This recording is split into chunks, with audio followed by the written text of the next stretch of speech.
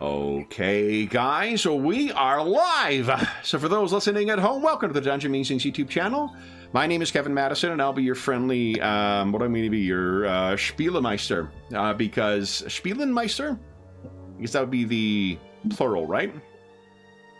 Spielmeister, is that right, Ingolf? Yeah, you can say both actually. You could say Spielemeister or Spielmeister. Ah, okay. I think you wouldn't say either. You would say the Meister, der Meister des schwarzen Auges, so the Master of the Dark Eye. So that's the official German title, actually. Of course it is, because it's 4 words. Then, for those listening, you know, welcome, because I'll be your friendly Spielemeister, because today we're going to be carrying on with our ongoing campaign, playing Ulysses Spiele's outstanding dark fantasy RPG, The Dark Eye. And with me tonight are the stars of our Dark Eye campaign, Revelations from Heaven. I'll go the order. I've got you guys on the screen here. Why don't you tell us who you are and who you're playing tonight? First up, we've got our resident armor smith, Dave. Hey everyone, I'm Dave, and I am playing Elweni. She is a blessed one of Rondra. Very nice. Next up is Ingolf. Hi, I'm Ingolf. I'm playing Korgrim, who is an Ore Dwarf. Very nice. And last but certainly not least is Jeffrey. Hey everybody, I'm Jeff, and I'm playing Garen, and he is a bit of a scoundrel and a swordman. Very nice. So guys, it has been, at the time of recording, about 6 weeks, or it's been the video says it was a month. It feels like it was longer ago than it was, because we've had like the marathon and a bunch of other games and stuff in between. So let me grab everyone's tokens here and bring us over to a couple of pictures. So I guess first off, does anyone remember, I do, so I'm not suggesting that nobody knows, but does anyone have a recollection of what happened last time? And I think this is the current map we've been using. Yeah. For the Principality. Yes, because it's the one that adds our different locations in. Yeah. So we are in the village of Midweg, which is in the middle of Steinbrücken and Oberangbar, and we are actually we want to investigate what's going on right over there, where some guy called, wait a minute, I have notes. Nice. Ulfri the Bloody Bastard is supposed to have reappeared, but in the meantime, we are in this village of Midweg, where they have a problem with a lot of dead people who were maybe killed by wolves. At least that's what they said. Yeah. And so then there was a little bit talk about witchcraft, and we met Praelde, which is she's a blessed one of Praios, and she's there to investigate some evil spirits, maybe demons, whatever. She is very convinced she knows what's going on there. Yeah. So, and well, no, that's, and I think like she had good reason and very specific suspicions about what might be lurking and preying on people in Midweg. Yeah. So she had some kind of shadow stalker. I don't recall the name exactly. It was some evil spirit that was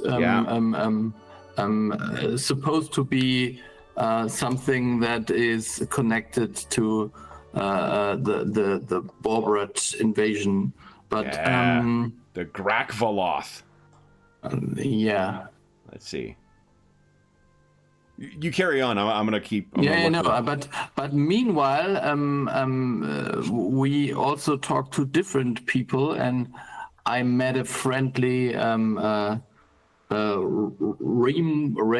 walker, plane walker. I don't know. We were talking afterwards. I used a direct, basically direct translation of what they call it in the game. But having heard what the context for that word or that phrase means now, I think we're gonna call.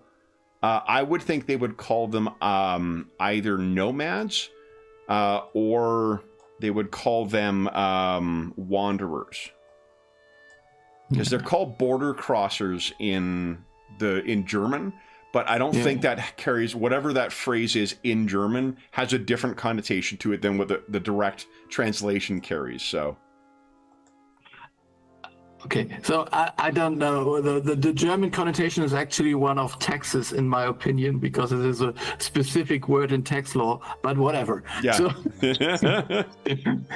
So yeah, and this one is like a plane traveler. He's a fake creature and is somehow in this realm. And he warned my character about... a warlock who has connections maybe to what was the name? Shadow King. Yeah. Yeah, he was sent to investigate an old friend, Wick, who has gone sour and allied with Cordex. So, and this Cordex is a local warlock, and there seems to be a witches' coven which might be in some way responsible for the shadow wolves that appear now, or have appeared.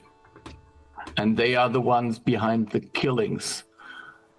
So we have a blessed one of Prios, who's very convinced that this is a specific creature that it might not be. Yeah. The last time we tried to stay on her good side and not argue with her too much, at least.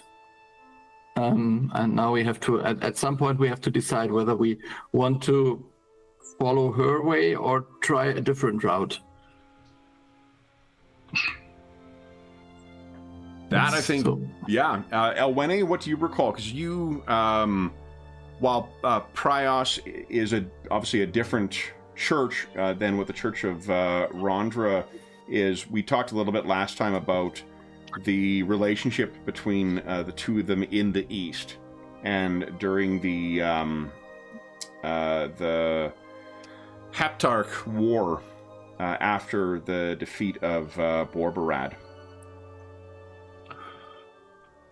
I remember I spoke to somebody. I was at the people at the inn, or was it the? I'm trying to remember now. Did you speak to the lady who owned the shop or so? No. I think I'd spoken to the like the mayor type person. Oh yeah. Oh yeah. You gave a. Yeah. Do you remember what you talked about?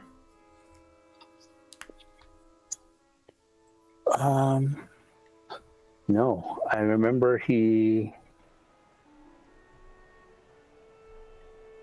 it's like he wasn't doing anything to investigate or something, or am I getting that wrong? No, so the mayor, it was the sheriff, I think, is who you spoke to, because I think the mayor is missing. Oh, maybe that's it. Yeah, the village headman is missing. And who you spoke to would have been, let's see here. There was Aunt Gunelda's Versal cultivation, who sells ointments made from Versal. There was the Forest Rest, an inn where you guys were staying, and there was the Tusk, run by a guy named Ugdolf. And his daughters work there. The sheriff is a guy named Baldur. Fat, popular, and talkative. Who you spoke to. And this, incidentally, your characters wouldn't necessarily know about this, because these things have a very unique property. This is a Grakfaloth, so this is what she thinks is hunting people. That some Borbaradian wizard is summoning a Grakfaloth to kill people off. But there was footprints on the ground that stopped a certain distance from the from the hut or from the inn where the girl was attacked. If That's I remember correctly. That's right. Yep. So it's like, well, why did the footprints disappear? Or was it bloody footprints leaving and then they disappeared? I don't know. I can't remember one or the other, but it couldn't have just been wolves, is what we were thinking. Yeah, and the two people, one was thought to be a witch of the two people who were murdered. Yeah, the woman staying at the inn. Yeah. Was murdered in her room. They were saying she was a witch. Yeah.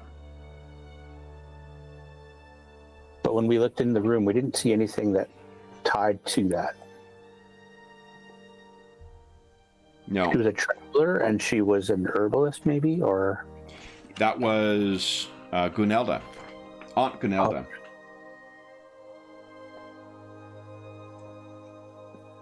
That you met in town. That was the one, I think, Korgrim, I think, spoke to her. Because I think Elwene and Prialda went there. And Prialda... So this woman, Gunda, Aunt Gunda? Aunt Gunelda. So, yeah. Gunelda. She talked to me about the Witches' Coven, and she also talked about a girl who was stealing food or bringing food to some some person, and that is how I met this wanderer or traveler or border crosser or whatever. Yeah, I think call him. Weren't you like trying to follow her or something like that, and then you ended up following the daughter of one of the the innkeeper, yeah, instead, and that's when you met Calico Amberwisp. Yeah, right, the Wanderer.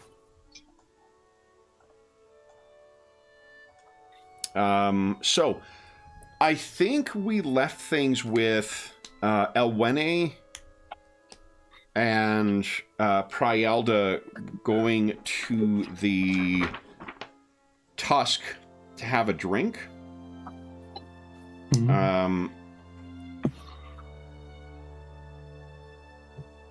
And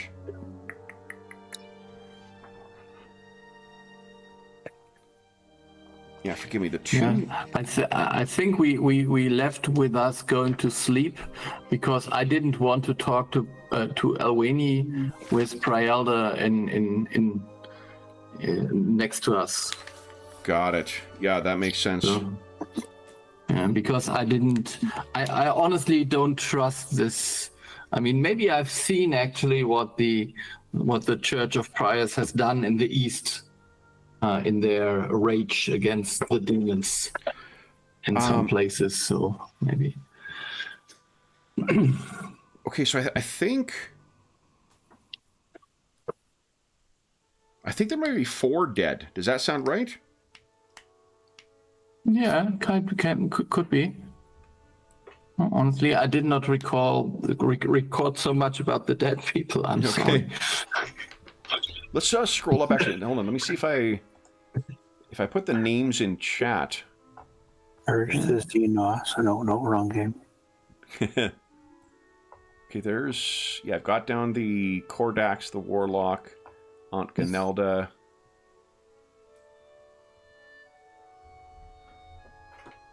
Oh yeah. So.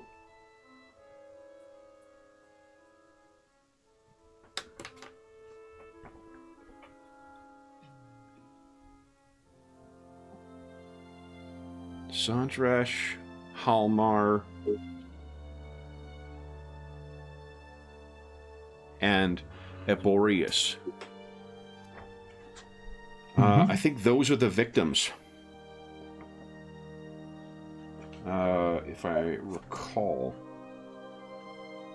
So make sure that they're not members of the town.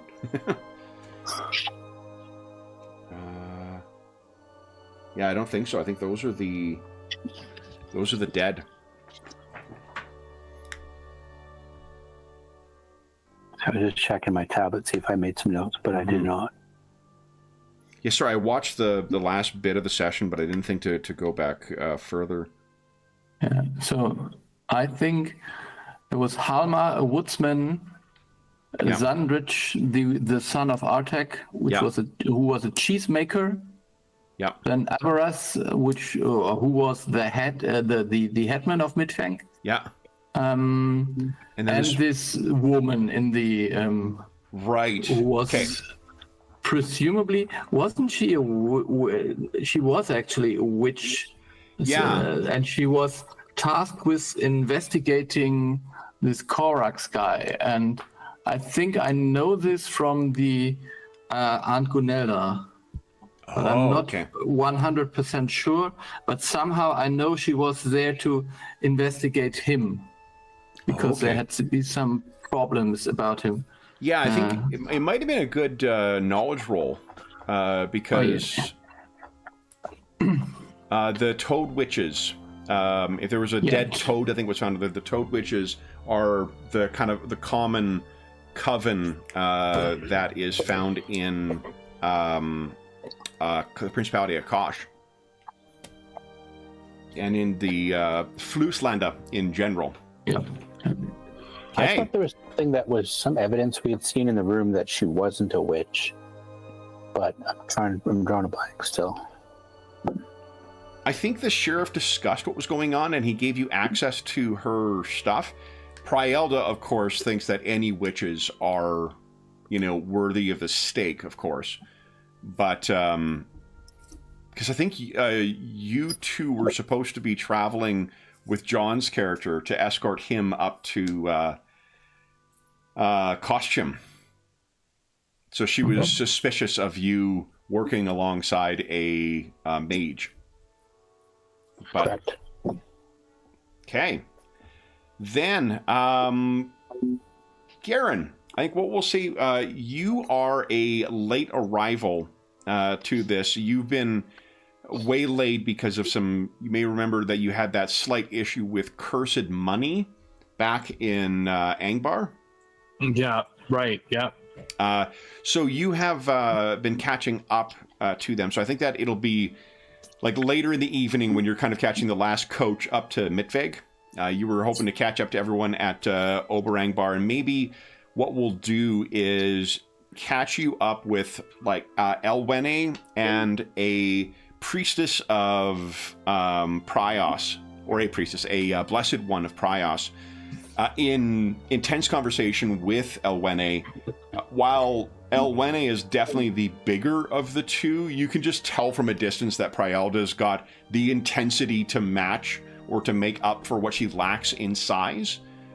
Whatever they're talking about seems terribly serious, and you also can see Korgrim is maybe you spy him first.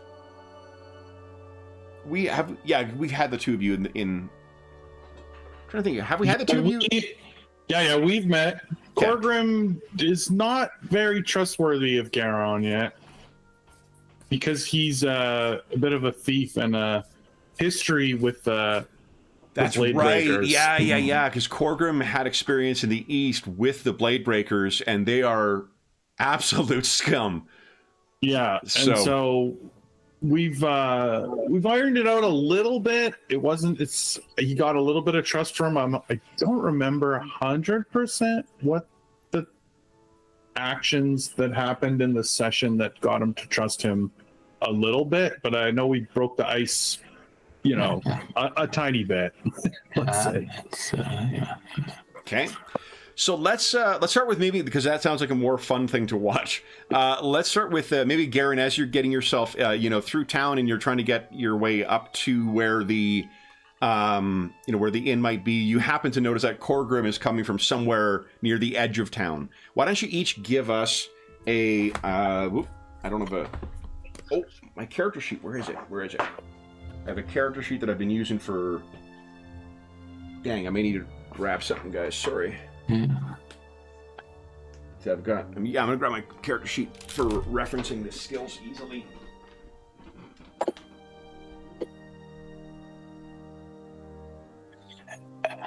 I think actually it was more like what your folks had done, and not you specifically. So Was it? Okay, I can't remember. Yeah. It was not. So your company is maybe so like the worst kind of self-thought there are. Yeah. And known for just I don't know, treating the locals like scum and so on. Yeah.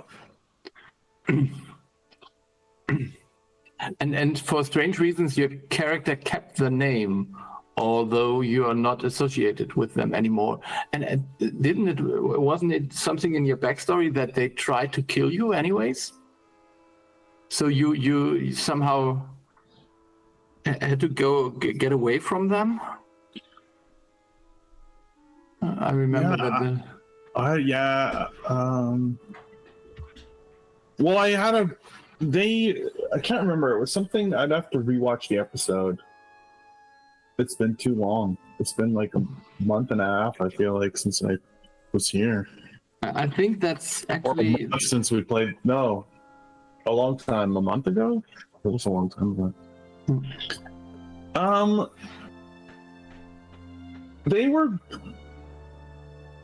They took it too far from Garen's perspective, but I believe he kept the name because he's trying to restore honor to it more to make up for their actions of his fellow blade breakers was the storyline. I don't know if they tried to kill me. Kevin might remember that part.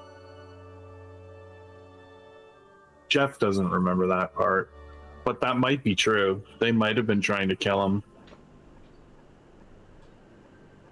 Mm-hmm. I don't know. So that's in the core book. This is one of the, I don't know, iconic characters or however you call them, but he has a different backstory than the one you have. So.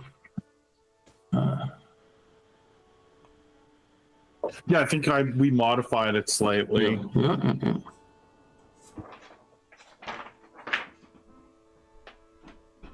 I don't know all the details. Oh, it's not that important. You wouldn't have told me maybe. So. No, I don't think all the details came out. There was just a bit about honor and, Yeah. I think you didn't like me. That's all I was gonna say. Yeah, but I think this. So I mean, the typical dwarf tends to like no one. So that's maybe in character. Of course. What are you talking about? Dwarves liking no one? Come on. Yeah. Druin likes everybody. Yeah. Okay. They're different kind of dwarfs. Everybody loves Druin. I'm trying to find the videos on the Dungeon Musing's YouTube channel. The only video I can find is from 5 months ago. That can't be right. No, there's one which says 1 month ago. So you have to click on the live thing and then you see the list. Yeah. Oh, and if that was a month ago. Yeah, it's actually 6 weeks, I suppose. That's the one that. Oh, so it was a month and a half ago. Yeah. That we played. And yeah. Oh yeah, because we played Fantasy Craft. Is that right? The month ago session was Ingolf and I. Yeah, we had one session, then we skipped one, and then we played Fantasy. Or you played Fantasy Craft in one session, I suppose. Yeah. So John and Ingolf played the session before. Yeah. Yeah. 3 months ago, Jeff? 2 months ago? John, Jeff, and Ingolf played 3 months ago? Yeah. Wow. Okay, so it has been a long time. Yeah. We're only playing once a month, basically. Yeah. So that's quite okay that if we don't know anything. Jeff's memory does not work like that. So was Darren and Ingolf. We haven't had the same crew for the session. No. Darren and Ingolf and John, Ingolf and Jeff. Yeah, and there was at some point George was also here and was playing. So I remember playing with him. Yeah. Yeah, we might not have had the same crew on this game. Yeah. Even once. George, Jeff, and Hobbs. Yeah, I don't know if we've had the same people in any session of this game. We have not. We've had totally different makeup for every session. That's amazing. But still, there's continuity. I mean, that is the art of DMing. So. Yep. Well, it's also we don't fill in the blanks, so like, just take it as you get it. Amazing.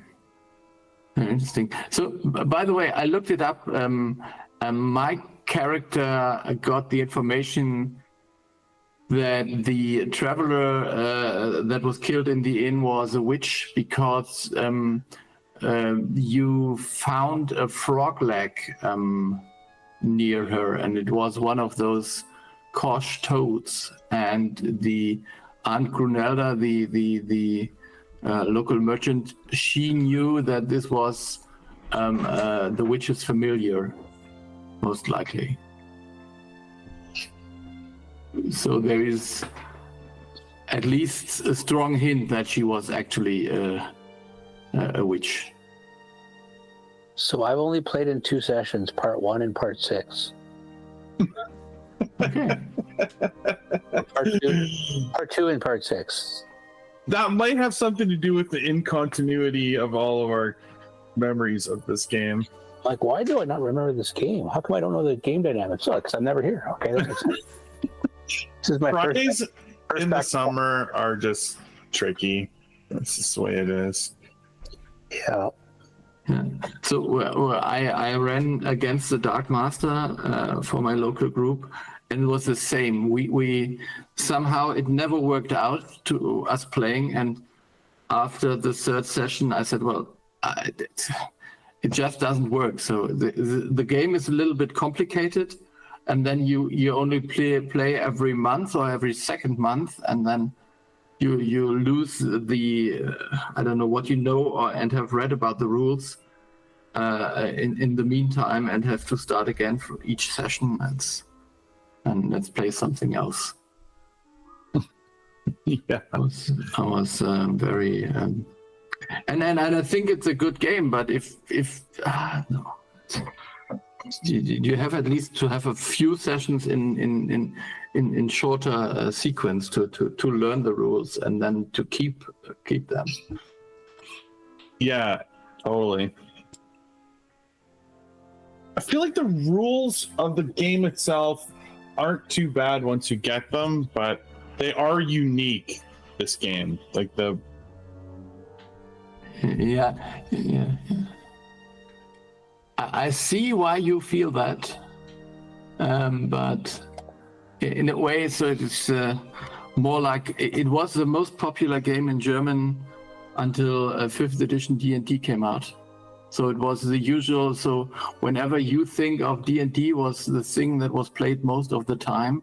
In Germany, it was always the Dark Eye. So it is the traditional German game, and it only changed in, I don't know, 2016 or 17 when it switched over to D&D, becoming more popular. Interesting. Did you say they made changes to the rules so that it would be different from D&D or different from 3rd edition or something? Yeah. So the original guys who invented the game were the guys who translated the first German edition of AD&D, and then they had some licensing things where Wizards or not TSR at that point in time wanted to have a hefty fee for the German license.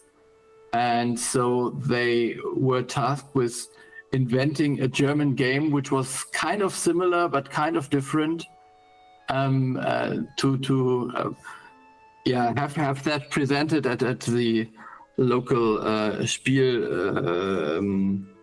I don't know how you would say, fair maybe, and they did this. So the first edition of the Dark Eye was done in, I don't know, 10 weeks or 12 weeks or something like that. Oh, wow. That's impressive. Yeah. And that is why some of the names are like I don't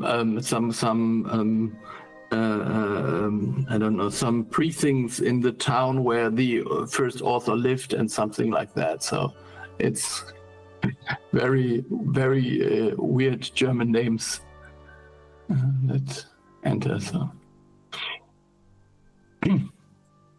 yeah.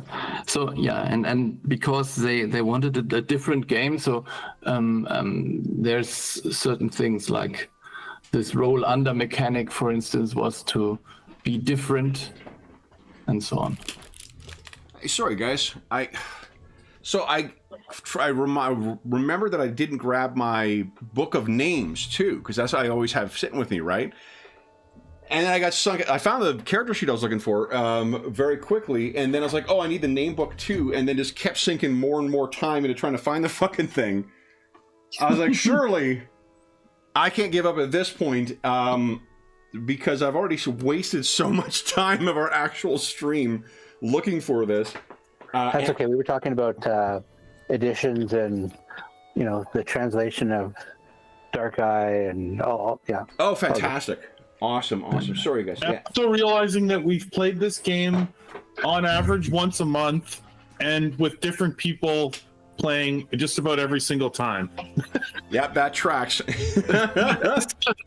Our memories of what's happened or what's going on is very, matching up. Absolutely. So, give me a second. Yeah, because I remember my first session and fighting the bear, and then I remember the last session with Ingolf vaguely, and then I'm like, why was there such a big gap in the middle? I'm looking through the channel posts, and I'm like, oh, because I wasn't here. Yeah. I don't think we've played it in quite like it's got to be at least 6 weeks, right? Yeah. For this, and god damn, like I use that book all the time. And most recently with Fantasy Craft. So I thought it was with the stuff that I had for Fantasy Craft, but I have no earthly idea where it's not with my German language Schwarzauge stuff. Schwarzauge stuff. It's not with my stuff I'm prepping right now, so I've put it in a careful, a safe place, and I have no earthly idea where that place is now. Yeah. But I really feel this thing that this is just so overwhelming, the field that you must find this book now. Oh, it is. It's brutal because I know there's not that many places it could be, right? But I've been back and forth to those 3 places, and I have an electronic version of it, so it's not like I'm without characters whatsoever here. Hold up. I'll just open up my electronic version. I'll find the other one. I was reminded that my copy of Klingen der Nacht is sitting there, and I'm wondering how much further my Duolingo Deutsche is going to help me with going into it again this time. Unless it's talking about the weather, probably not a lot, but at least the weather chart I'll be able to read more clearly now. There we go.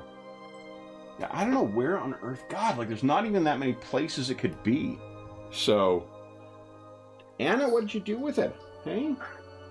In any event, why don't you give us a, Garen and Korgrim, why don't you give us a perception check, which is under the physical skills.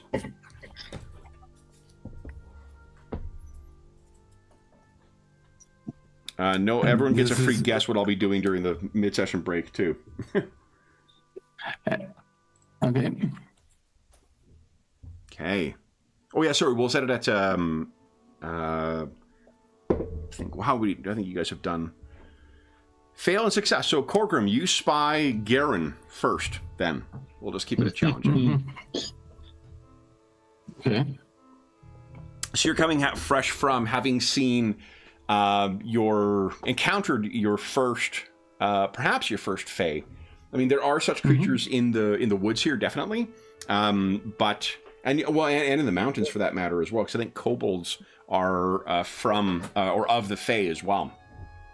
So you spy Garen, who has the look of someone who is trying to navigate his way around a place he has not been to before. So, Garen, what's going on? Oh, is that you, Corgan? Yes. Yes. What's going on? I've come to find you two. I see that Alweni's got something going on. Yeah, maybe she's in the inn. We met some more complex company. So there's a blessed one of priors with us. You would know Garen broadly. It's the sun god. It's one of the, if not the most influential church or faith in the Empire or in the Midden Realm, and it is also where the Inquisition comes from. Is from the Church of Prios. Oh, so they have some kind of wouldn't call it hatred maybe, but they have some very strong doubts about all users of magic. Yeah, I think we talked before. There's one college of magic that when the Church of Prios saved the city from some threat, they basically caused the college to move. They couldn't stay in the same city because they are so opposed to the use of magic. I mean, the existence of Borbarad and Borbaradiism, as well as demonology, probably gives good credence to that, or at least not necessarily good credence, but at least some credence to it. But yeah. So that would be then maybe where you see Elwene speaking to this very intense middle-aged woman. I don't know if I should go over there. Is she friendly? At all? I think maybe she is not really here on official business, so... Is she... She knows you're traveling with me. At least. I think she knows that we are all traveling with... Oh god, how was John's character called? John's character is Talion. Talion, yeah, so to protect him. And I think I told her that I'm here on a mission from our king, so the king of the dwarves. So I think she's okay with you. That's not the problem, unless you are using magic that I don't know of. No magic. At least not now that you've rid yourself of the cursed coins. Yes. Yes. Don't worry about that. We won't tell her about that. Yeah. What?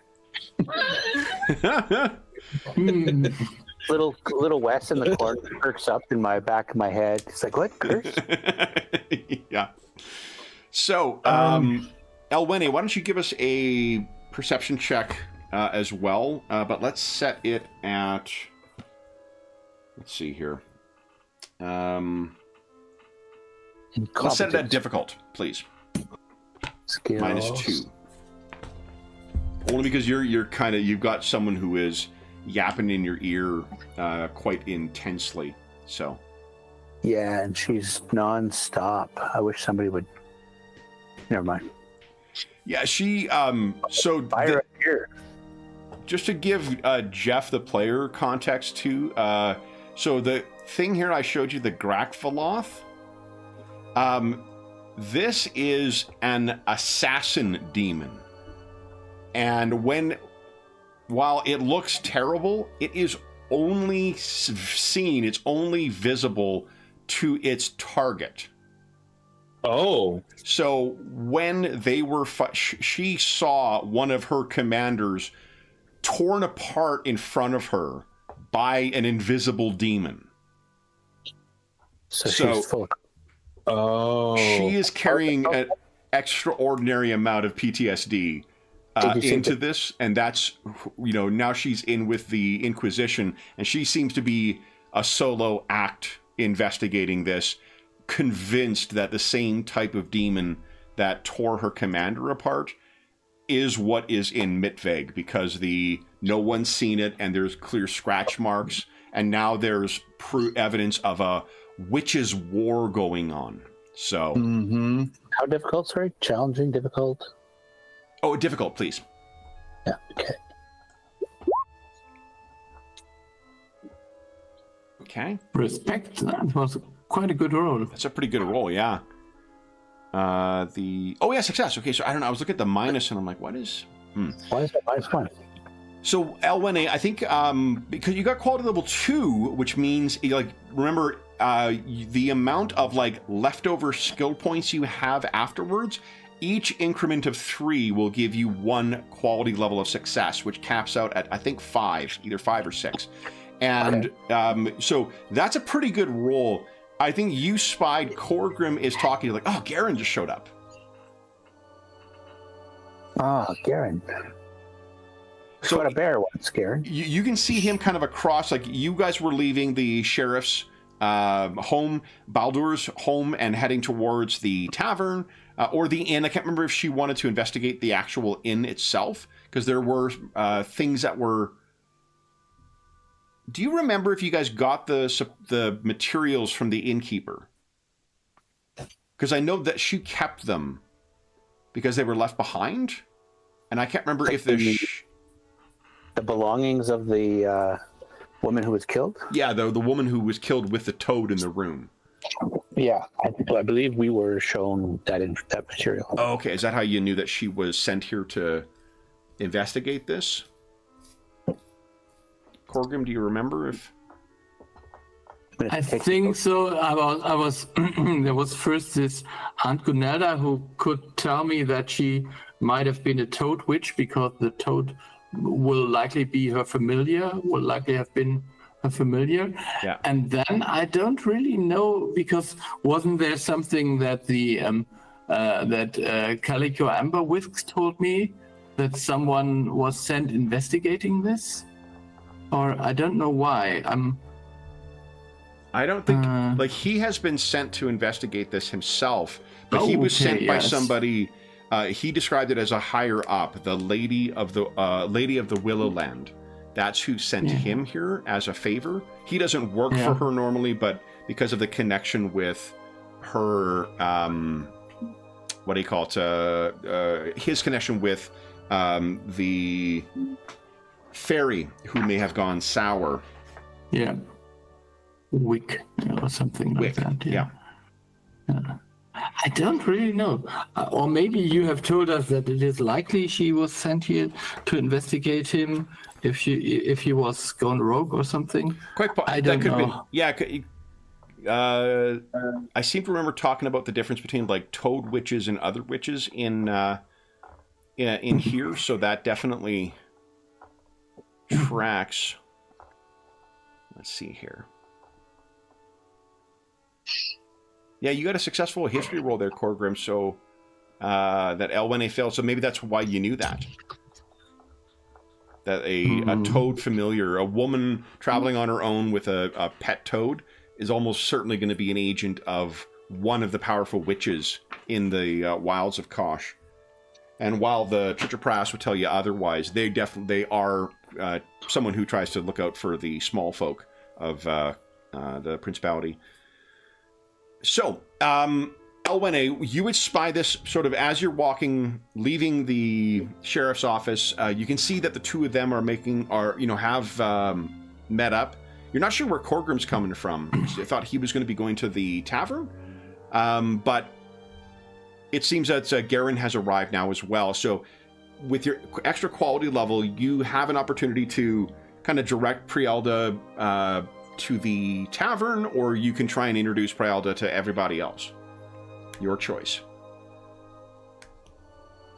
I think when he's like, I want to pawn her off on someone else, so she's going to introduce her to the group. Okay. Elwene, you know Korgrim. We were with him earlier. This is Garen. He was traveling with us at one point and is clearly caught up. She looks at you, Garen, with expression on her face, like she tasted something that didn't agree with her. Yes. Greetings.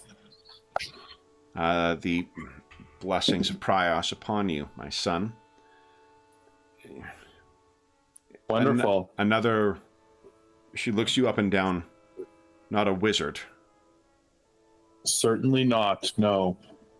Garen's an accomplished bladesman. He helps keep us safe on the road. She kind of looks at you a bit. You know, she's looking up at you as well, too, Elwyn, because you are like nearly a full head taller than her. And she says, "Protection on the road for you?" Well, yes.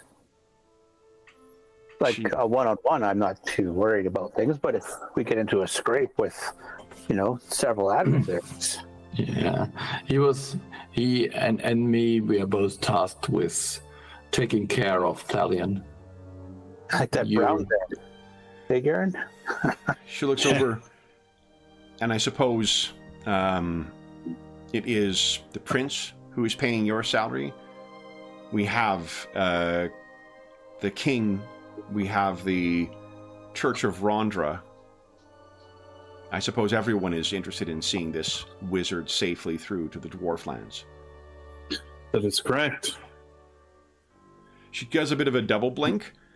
She didn't expect you to actually be under... She was being sarcastic. And she has... Remember, you...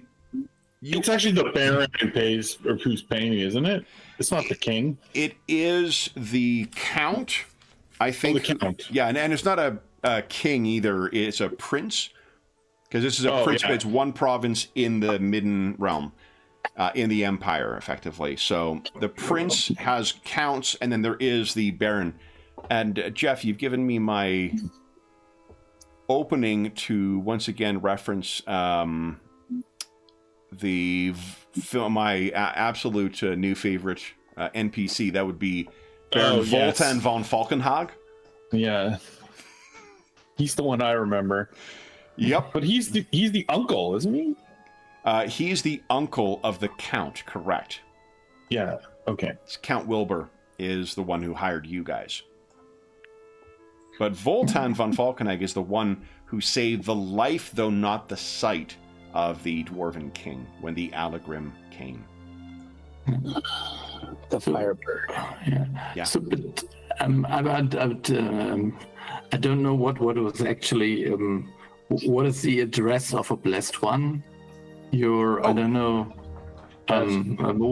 You know where you can find an answer to that is in the Almanac. Ooh.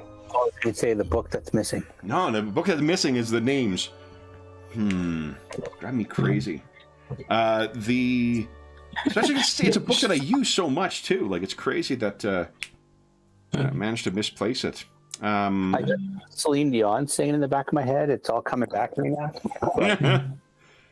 Not all coming back to me. No, it's sadly not. It's all still obscured to me. All right, hold up. It is... I think it's Your Grace. Your Grace, okay. So, Your Grace, remember that this is about the lieutenants of Carissia. So, imagine that this is maybe a business that is delicate, or at least demands a higher level of security. She looks at you. Yeah, Your Grace is a blessed one. She looks at you and seems as if she's about to, challenge you on that. And then she looks up to Elwene's face, and I imagine that you're... Well, what's the expression she would find waiting for her, looking at you? Kind of just impassive, running out of patience, but I don't want to show it.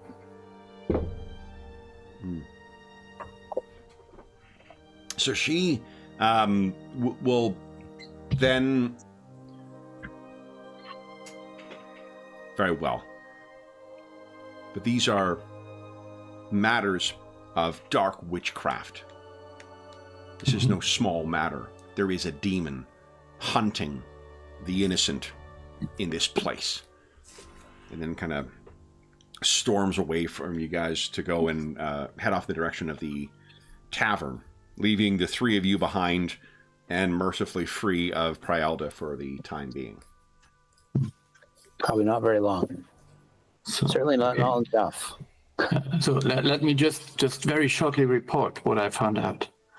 So there is a fae living in the north of the village, and the creature told me that one of the local warlocks has maybe associated himself with a fae that has gone sour, and maybe they have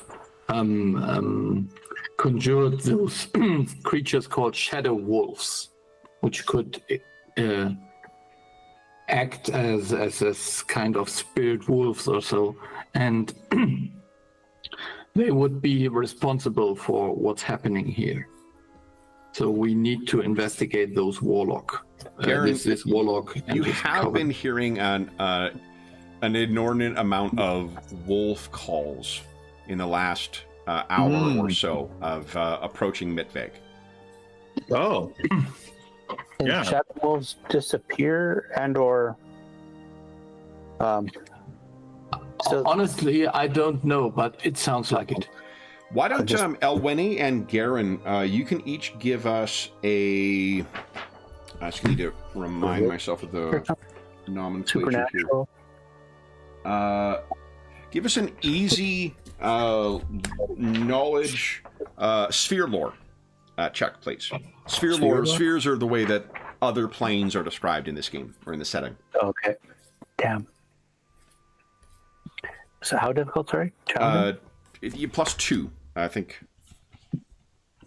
It is called easy.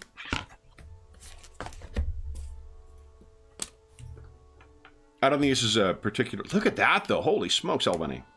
Nicely done. Where did that come from? I'll take it. Yeah. Sphere lore is under knowledges. Remember, the skills are organized by different categories of skill. Wait, everyone can roll, or just those two? Yeah, no, you can roll as well, too. I know Corgrim already knows this. I just want to know what you guys... what each of your characters might know about the Fae.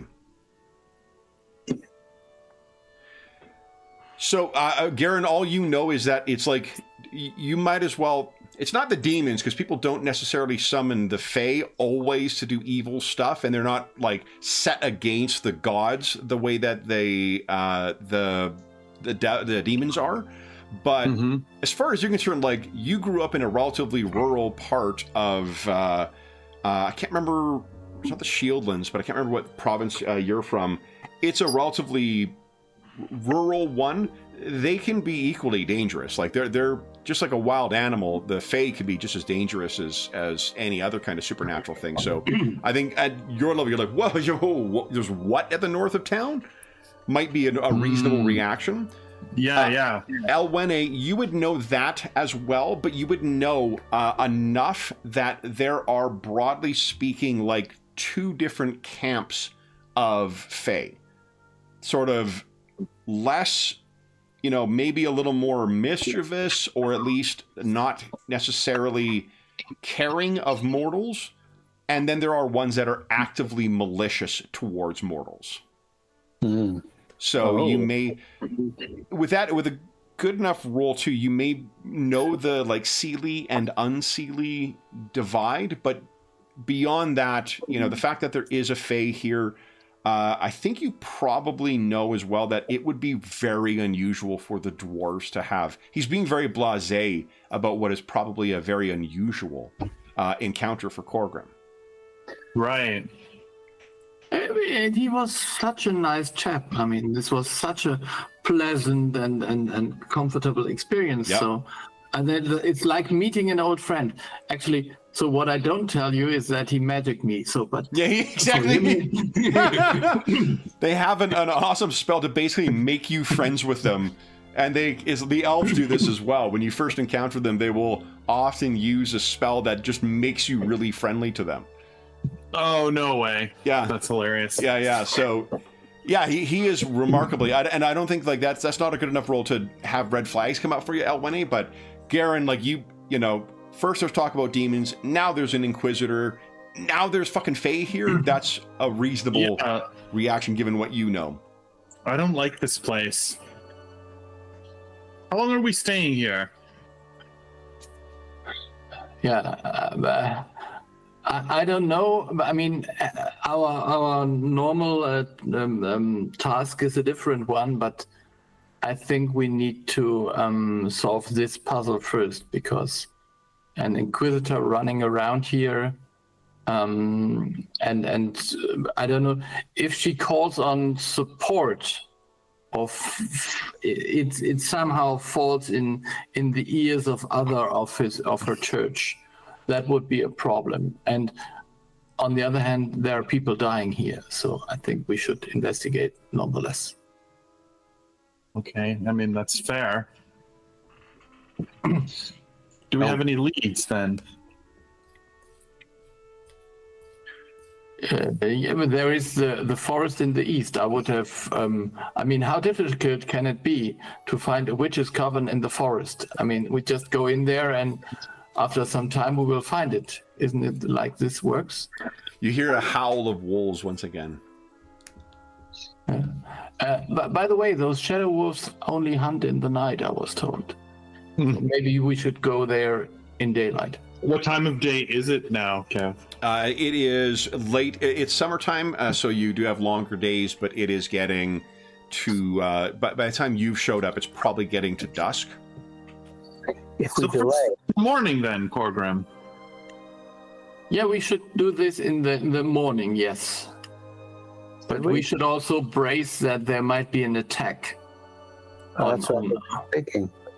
Yeah. If we wait till morning and someone else is attacked and killed overnight, then perhaps our delay for our own safety resulted in the death of another innocent victim.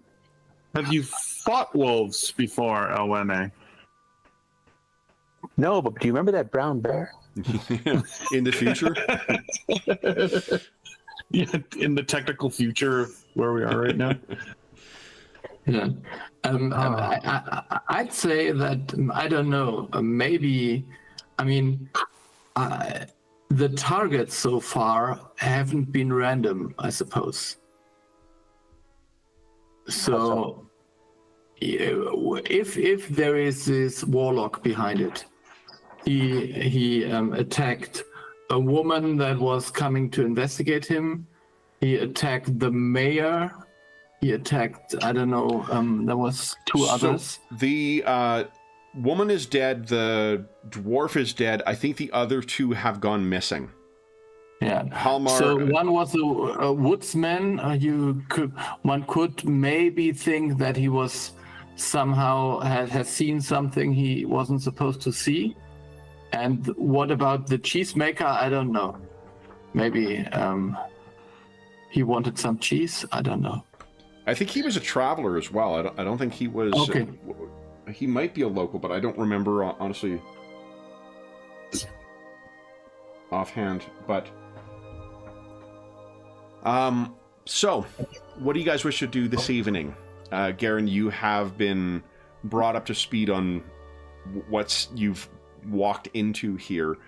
You're not wrong that I think perhaps to both explain John's absence and to justify you guys fucking around here when you're supposed to be escorting this is the mage has been delayed. So you're kind of waiting for him to arrive. It's not like you've got other things to do.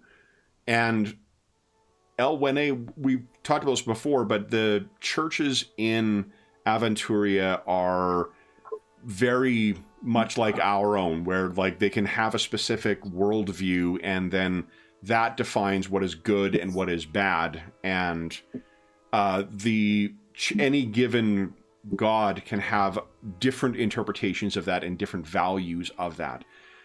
Dave, how does Elwene's understanding of Rondra's creed inform her actions?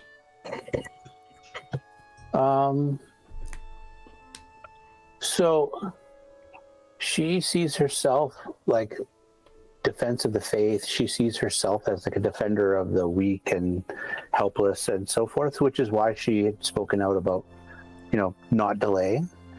because she's keen on not having another innocent person be attacked. Yeah. As far as the church itself, just trying to remember. Because there would be definitely people who are like-minded with you. It's uncommon for there to be, in the same city to be a divide between members of the same church. It's just that the people that you were indoctrinated by and that you learned your skills and your whatnot from would likely share your understanding of the faith, whereas Prielda may have fought alongside people who believe that Rondra says might makes right. Yeah, and they might be more action oriented, and even just more fervent in hunting down evil and stuff like that. Where Elweni is more about like, I want to understand what I'm taken down before I take it down, because I don't want to accidentally do something to somebody who's innocent. So they're even worse than, because they don't even necessarily, what they choose to call evil is just people who disagree with them. Imagine a understanding of your faith where if you are powerful and have strength at arms, you're right and blessed by your goddess. People who oppose you or disagree with you, they are evil because they are not recognizing what she has granted you. Sounds like Space Marines to me. Yeah, exactly. So they're really, it's great because like Rondra can have like paladin folks and also have like terrible fucking warlord villains in the same church. It's very cool. So that's not to say that you would recognize them as that. You would probably think they are misunderstanding what her teachings are. Yeah, they're misinterpreting and putting their own slant on it. Yeah. So that's good. So that's what you got. So anyway, that's maybe how you're viewing the problems in Midveg then. So, what do you guys wish to do this evening? Garen, they probably brought you up to speed on... So one other thing Elweni would know is that if there's a Inquisitor here and there is a Fey creature that is somehow involved with the community, that's also going to be terrible. In the same way that, Garen, you don't necessarily make a distinction between, like, look, it's not that you don't make a distinction, it's that you recognize the danger in any of these, non-human powers from the spheres. Prielda would not make that distinction. Demons, Fae, whatever, it's all the same shtick. They're all evil. Not quite burn the village down to get rid of the corruption, but like she's getting there. She doesn't have the strength on her own, but if she found proof of something. But she's also acting on her own. She normally would be traveling with a retinue of like man-at-arms type people from her church who would be supposed to be protecting her, but she ran off on her own on this little holy mission of her own doing. So she's not acting on the church's behalf necessarily at the moment, but she could easily call in for help when she determines there's some kind of evil afoot. Yeah. So, Elweni, I get that you want us to act fast. So if you can lead us through the woods in the dark, so we can find the coven, I would follow your lead, but without more information. Well, do we have some idea where it is? No. And that's what I was saying. Without more information, at least I'm not sure whether I can find it in the dark. Although I can see in the dark, maybe better than you can.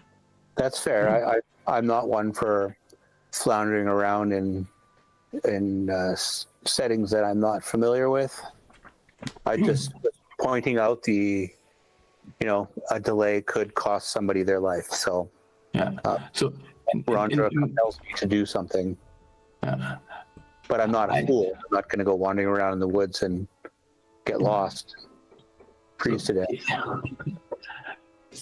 So if we imagine that this warlock somehow has some means of finding out who's coming to this town or this village, then I think one of us will be the target of his next attack. That's a good idea. I mean, like, to draw the ire away from other townsfolk. Maybe even tell a few people that were here to solve the. Even though we didn't come here for that purpose, we could. Although we did sheriff about it, I think we told him we would do something. Yeah. So my guess would be that he would go after Prielda first. Well, we'll protect her. Yeah. Without, with a slight hesitation, I agree. So. Let's head into the inn and grab something to eat, rest up, and prepare for a potential attack overnight. Yeah, okay. Okay. Okay, so. One food, a drink. I'll sharpen my sword, it sounds. Yeah. I'm going to pretend that I'm muted and talk.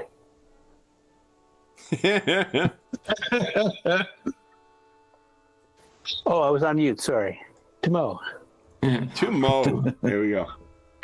There's no reason, Dave, that honestly you can't just say Timo at any time. You know, you don't have to mute yourself. But it feels like it's more apropos. Apropos. Awesome. But even Ingolf having technical problems, was very Mo. That was, it wasn't always he was on mute. Sometimes he was actually legit having computer issues, and he was trying to talk his way through. I'm like, yeah. Now, why the fuck did it not pick Elweni? What's going on here? Did you parry my effort to try and grab your token? Yeah, I did a stealth check. Did you not see that? Oh, no. Clearly succeeded in it. Hold up. I grabbed a bunch of names from the map, which is a good reminder that I need to move those onto the map layer. The Batavold. Let's bring this to the front and then put that on the map layer. And Mitveg to the front and to the map layer. And let me grab you again, Elweni. There we go. Second time lucky. Oof. I don't know if you guys heard that sigh. I just got a... Anna clearly has the weight of the world on her shoulders this week, because that was a sigh of like, so, a 50s factory worker who just got home from a week. Yeah? Tough week for Anna Banana, my goodness. Oh, yeah. Always, Kevin, always. It's too funny. We had, I think I've shared pictures of Merle, the squirrel that seems to live in our, like, he comes up to the glass doors we've got at the back to check in on us and stuff. Like, he's really quite, and I don't feed him or anything. He just is a very, comfortable squirrel. Yesterday afternoon, 2 squirrels and 2 ravens were either yelling at Anna or yelling at each other and making so much noise I had to come outside to be like, will you guys knock it off? I'm trying to work here. Anna wasn't reacting at all, just laying down, letting the rest of them make noise. So a bunch of familiars from 2 different covens, the squirrel coven and the raven coven, or this crow coven. Might be something in the moon or something, because we had something similar last week. There was like a big raven was on our deck, and there's underneath the deck there's a family of robins with, I think, some eggs or some young. Oh, yeah. And so there was robins and a chickadee that were flying and zooming in on the raven, and then it flew off, and then they flew after it and they chased it away. Oh yeah, because it for sure, yeah. It's funny because we've got the I hear crow calls all the time from here too, but the 2 fucking crows were there. They were cooing. I've never heard a crow coo before, but it was lovely. Wow. Yeah, it was really neat. It was interesting after. So, I mean, I understand why she's so tired. An eventful day. So, you guys have settled in. Sorry? Blackbirds like omelets too. Yeah. So, you guys have make your way in, and it is very much like what you expect for any of the sort of roadside inns. The Tusk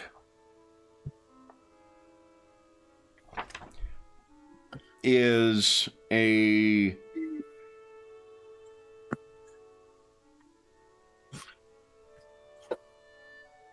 Ooh, by the amount of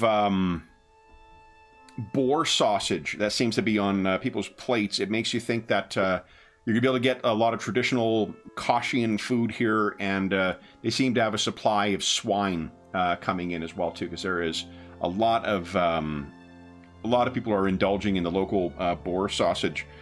There is also a number of dwarven ales that are on stock here, dwarven beers and ales, including, what do we call it? Old Bock, I think, is one of the signature beers of the Principality of Kosh. So, yeah, or maybe the Furdok one. I think Furdok is famous for its beer. Yes. So, each of you are, you are quite easily able to find a place. It does seem like it is a father and his children who run this. There are three daughters who are at work here. The youngest of which is the one that you happen to follow, Corgrim. And you may recall she didn't see you and has not spotted you doing this. So, apart from sitting down and enjoying, drinks or whatnot, Prialda has grabbed a table for the lot of you. And Corgrim, you would see Gubara in the tavern as well. Recall, she is traveling kind of undercover up to Oberangbar to... Yeah, I'm not the one to talk to her. No. Yeah, Garrett, you missed, Jeff, a failed carousing check by Corgrim where he read the signals very, very wrong and made for a very uncomfortable coach ride. So... Funny. So the dwarves do not seem to be making eye contact, or at least trying to avoid it. If you hesitate whatsoever, Prialda will say Elwene to draw your attention to the fact that she has a table for you. Let's go sit. Okay. Yes, let's go sit. So you all sit down, and she starts leaning in as if she is, a conspirator, and obviously, the people sitting next to you can likely overhear you guys because you're having to talk loud enough to be heard over kind of the din in the tavern as it is. But she's she's talking to Elwene. She's not really paying Corgrim or Garen any particular mind. But she's thinking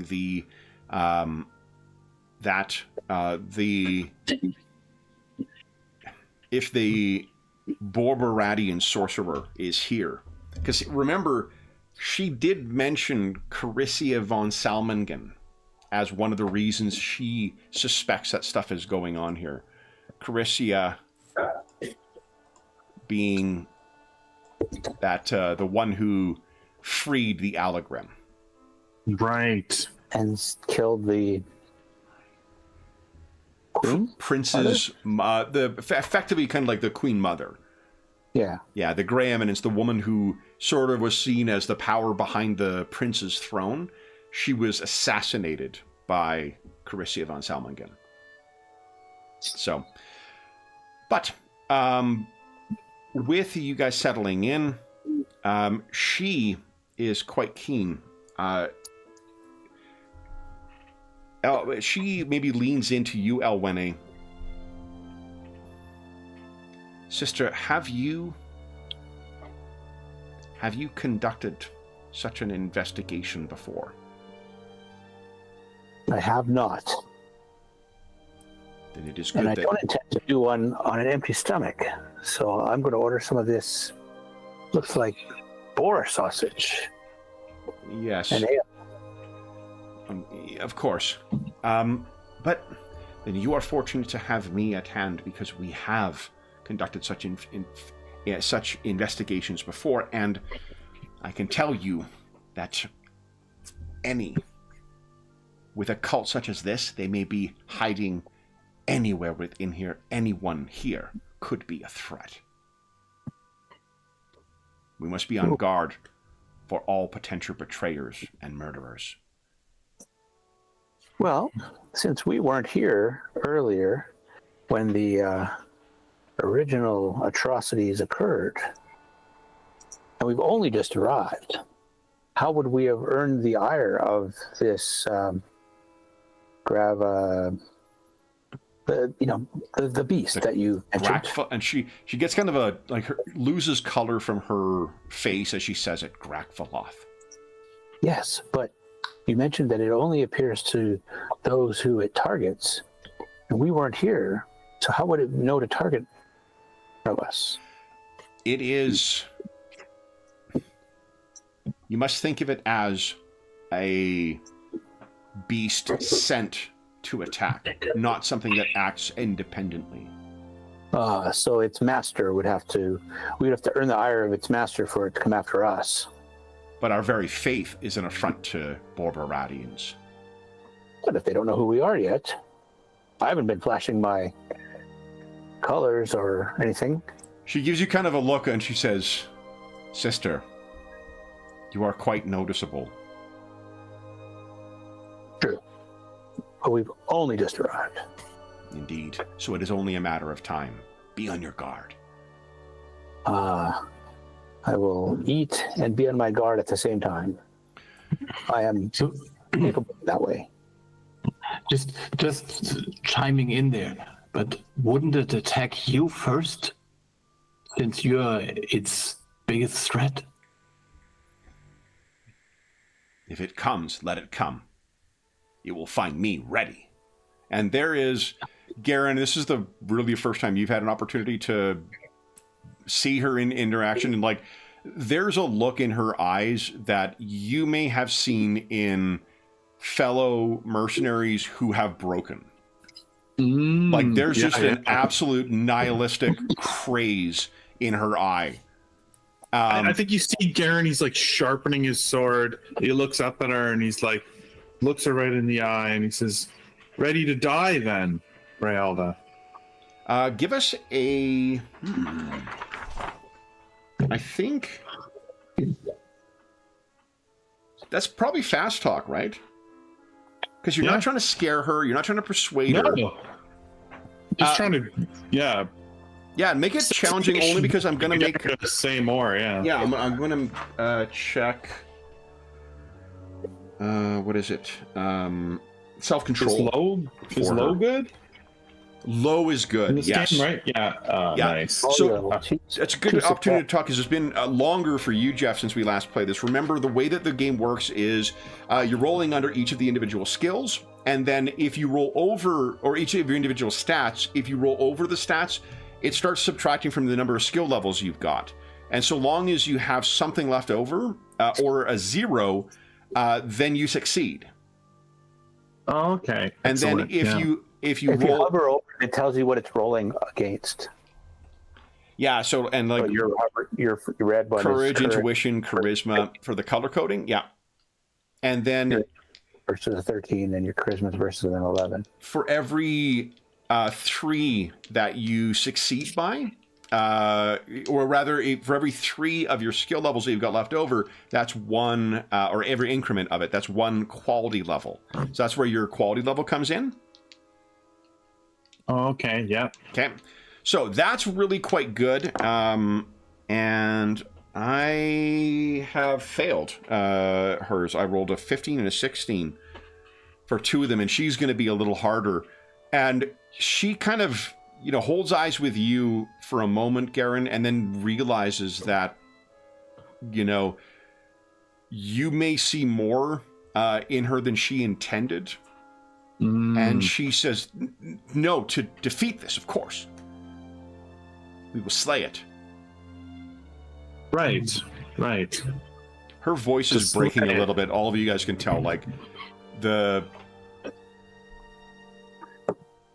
this may not be, if she came here on her own without backup, she's not a martial person. And remember, this game, if you are not a martial character, you're probably going to end fights will end badly for you.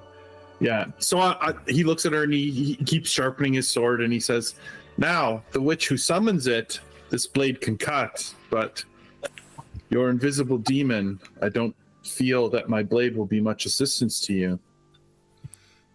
No. If I see that you are under attack, what should I do to aid you?" you can, and this is where she looks you. There is more steadiness in her eyes, and she says,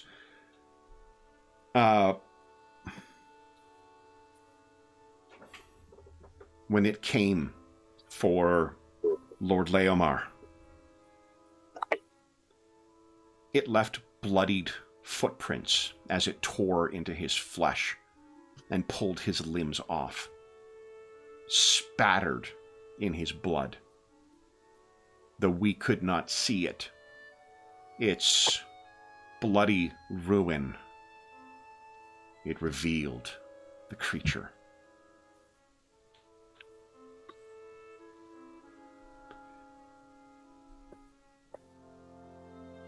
She just kind of, locks eyes with you, and Garen,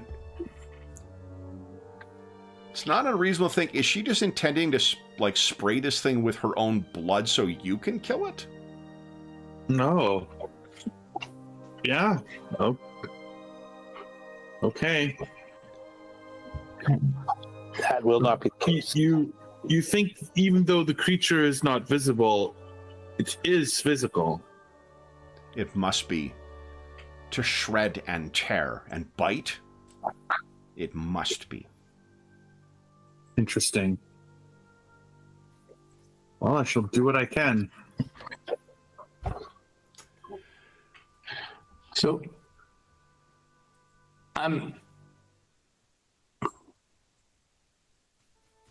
should we have some kind of... our rooms are next to each other, so if we hear something at night, we will be there. And sleep ready. She stops and thinks, and looks around suspiciously at the tavern. It is a pity that you came, and so obviously were friends with us, or so obviously associated with us, Garen. We could have taken advantage of your secrecy. Yes. I did not know the situation upon my arrival. It's all well and good.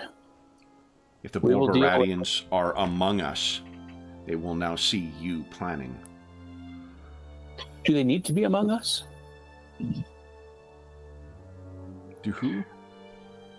Well, I'm just wondering, do they need to be among us, or do they need to be within a certain distance? How far can one summon this evil nightmare and still accomplish the deed? When such a thing is called from beyond the spheres and set upon its task, it would be close, but not so close as to require direct supervision. So could it be on the outskirts of the town? Could it be in a cabin nearby? How far away would they, the maximum distance be? Do we know? When the Black Mage Zeron, governor of Warunk, sent such a demon against Lord Leomar, we were far from him, from another city. He set this thing at its murderous task. So from that, it's not necessarily somebody in the village. They still would need knowledge. It was hardly secret that Lord Leomar was our master in Bailunk. Okay, no, I'm just curious because when we first sat down, you looked around and it almost seemed like one of the people in this very tavern was going to summon the creature, but it could be someone outside of the tavern, outside of the town even. She leans in. Oh, indeed. But they would have Confederates here, among the staff, among the owners, the very townsfolk themselves. I will not themselves. Who has not been participant. And if they are, sister, take that in their advisement, but innocent until seen as guilty. Until found out.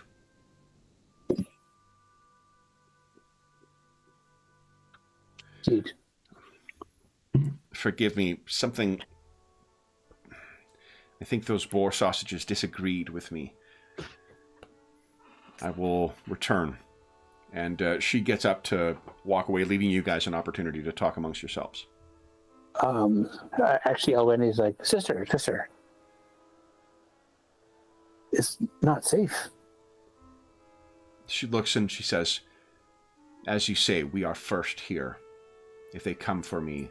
And she kind of moves her cloak aside. And you see there is a dagger at her belt. Okay. And she says, let them come. I will not be long. So she goes and kind of, grabs her tummy again. And steps away, leaving the three of you. What do you guys wish to do with your evening? This is a little preview of what to expect for the rest of, for as long as Prialda will be here. No. Yeah. I think we need to go to the woods in the next morning. Yeah. But Does anyone have like any of the where are they here? The nature skills, survival, tracking, orienting. Because if not, it's a good way to get yourself lost in the woods. yeah, and I mean, like my character is the wood expert, so he knows nothing about that. So. I have almost no nature skills. Little animal lore and plant lore. So, but I think maybe Garon, he grew up on the land, so he knows. Yeah, we're counting on here. What do you have, Garen? Let's see here. Where's my others? Nature skills.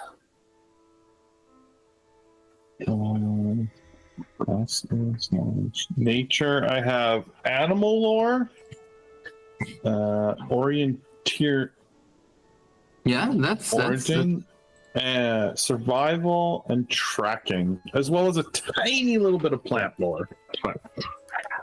I got the plant lore covered with a big one. Yeah, that's me too. I got the one. I got the big If one. you've got survival and tracking, that will. Yeah. So what you could do is either this evening or tomorrow, you could ask around as well. Try and get some information. Yeah. These folks have lived in the woods.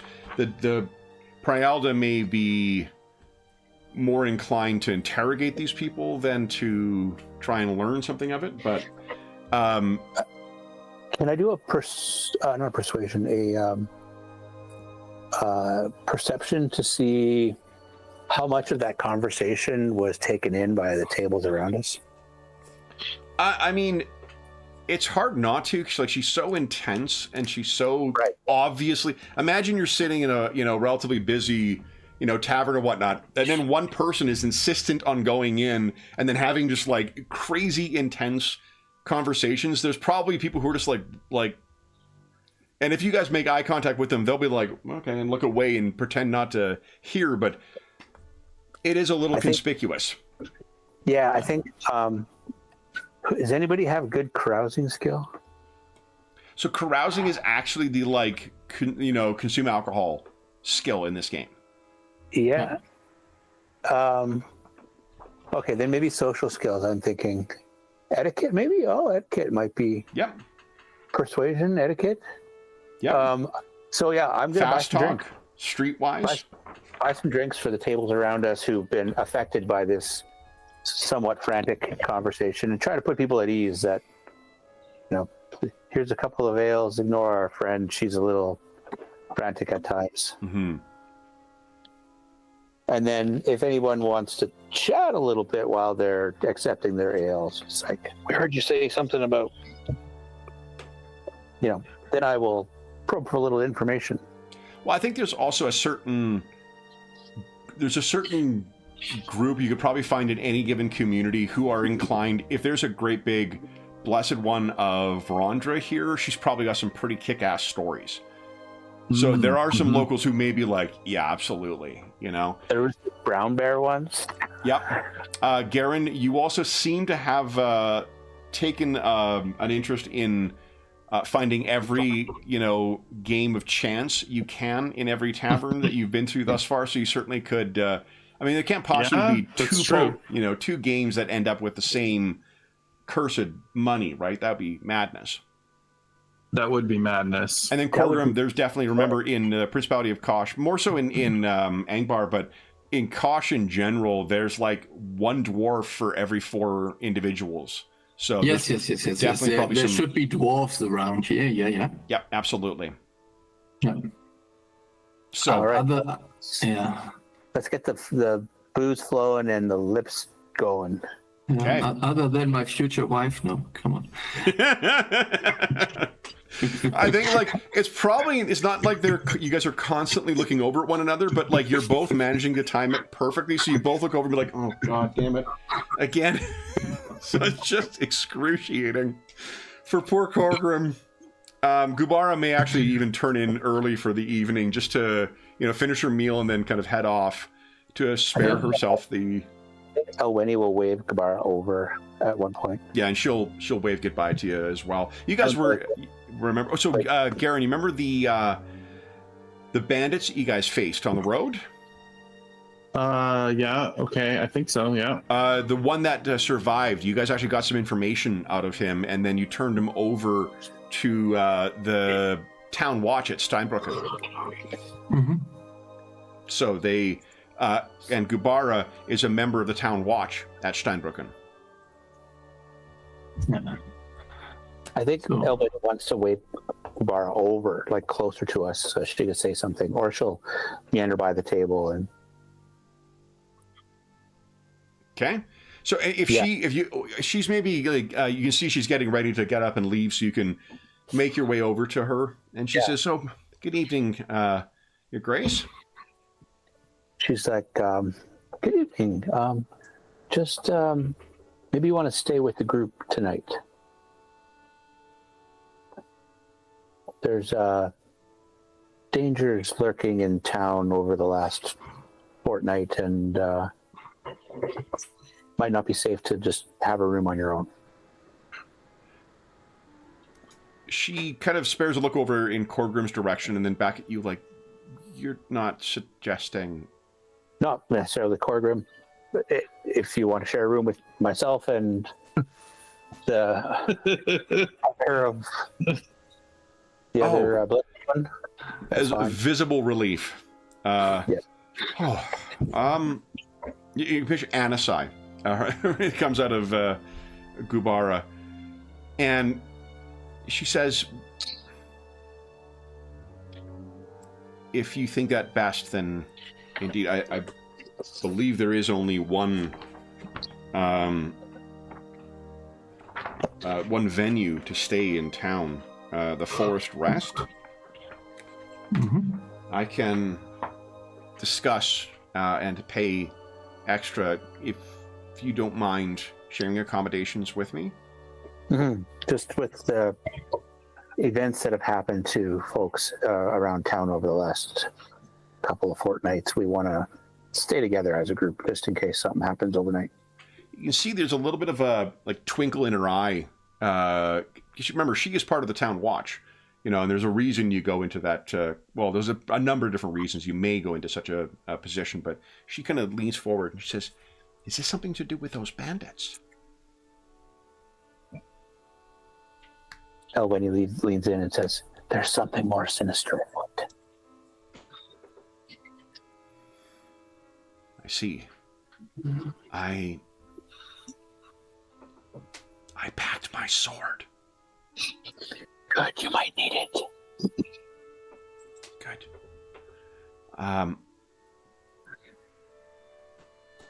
Perhaps I'll go and discuss while there still is some light left. Yes, ready your things. I will do. Thank you, Your Grace. It's most kind and very... Perhaps we'll discuss more when you return or retire. Yep. So she will finish pay her tab, and then she'll head out. And then let's do this. We're already at our mid-session break because I spent a lot of time looking for a book. So let's take our mid-session break right now, and then we'll come back, and then we'll do some dice rolling to do some of the what do you call it? The looking around in the in the tavern, and see what you guys come up with. There was also a lengthy time catching up on what the heck we've done. Yeah, but this happens sometimes especially with games that are different people involved in different sessions and that happen to be investigative, right? Like, and then on top of that, we have played a lot of games between now and, Yeah, so it's understandable. All right, so then for those listening at home, we'll be back in about 5 minutes.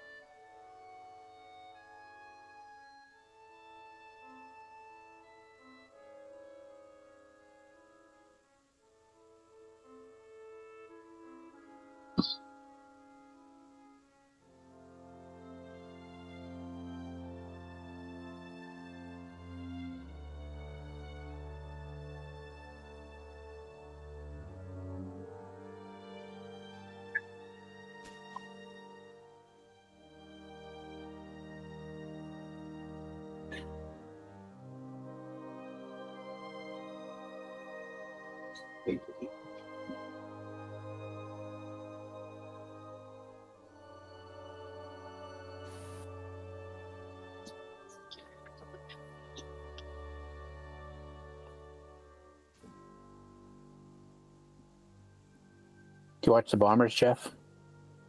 Yeah, I usually do. Not the best game this week, but still managed to pull it off. Yeah, I didn't see it. They won. Yeah. But at one That's point, good. they were tied with Edmonton like 23-23. It was like, come on, guys. We're supposed to be beating these guys, really. Yeah, they should be. But Edmonton was playing better, so I don't know.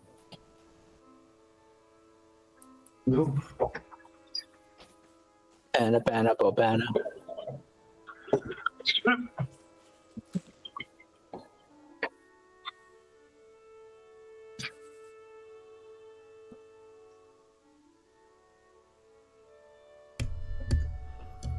All right.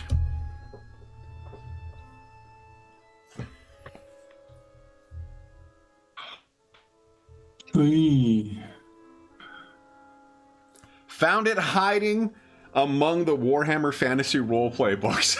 Yes, I use this thing in like almost every fantasy game we've played in the last, like since I got it. It's just so full of different great names, and an excuse to practice my German. So, I also, Dave, I don't know if you saw on the images, but this showed up today. The Tome of Horrors for Pathfinder, but it is easily convertible over to Fantasycraft. Oh. The 3.5 version of this is what I used in our Barrow Maze 3.5 game. Oh. So all those lovely, Fiend Folio-esque monsters that showed up in that campaign, God, I'm ready to convert for Fantasycraft now. So... I'm loving the Dark Eye, but if somehow it got replaced by Fantasycraft... This is Ingolf's fault again. He was the one who was like, well, my friends really like Fantasycraft quite a bit. Fantastic. So then, so we're going to be picking up with you guys, investigating or speaking to people in the tavern. We're going to make use of some rules from the Aventuria Companion. That's the sort of expanded skill book. I'm going to do a video about the Dark Eye, I think, or at least the English language version of it, when I get back from vacation. That and Fantasycraft. Because this game deserves more attention. in English at least, which is a very Anglo-centric way of thinking of things. If I was better with German, the amount of fucking cool products that are out in German only for this game is just incredible. But that's just it, though. Like in German, there's probably all sorts of people doing reviews and whatnot because it's so popular in Germany, right? Exactly. Yeah. So it used to be more people because I think the online community or the YouTube people shifted to D&D. Oh. But yeah. Well, we'll see if we can carve out our niche of English language. Okay, which will hopefully see some translations from, and with my luck, it'll be just as I'm finishing up my like thousandth day of Duolingo Deutsche, and we're like, hey, we're converting everything over to English now. All right, let's do some group rules because there's some interesting group rules in here, where you track successes.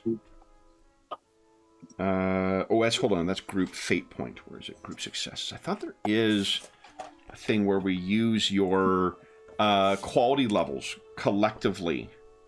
I think that's in the core book, actually. Because you guys used that to catch sheep last time. So, how do you guys think you want to approach this individually for asking around, trying to get some people, and then we'll talk about once we have an idea. Well, my thought is we figured out how you want to kind of, make yourself comfortable in with the crowd, and then from there, decide what skill you're going to use. Okay. Well, Lenny's going to buy some drinks, and then just try to be empathetic to the group.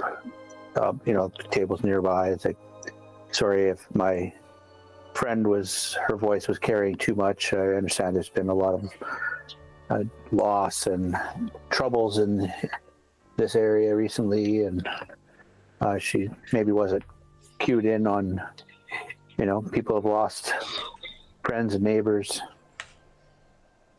Okay, that's a good approach for it as well. So typically it is streetwise with the asking around specialty, but you could try like intimidation, seduction, fast talk as instead of streetwise, or if there's another social skill you think that would be more appropriate for your specific approach. How about empathy? Is that a... Yeah, no, that totally tracks with the way that you described how you want to approach them. Then yeah, I buy that. Challenging, difficult? Okay, so for the size of the town, I'm going to say you got about 3 hours of hanging around and talking to people, which will give the opportunity to get up to 6 quality levels of information. Okay. The settlement size, let's see here.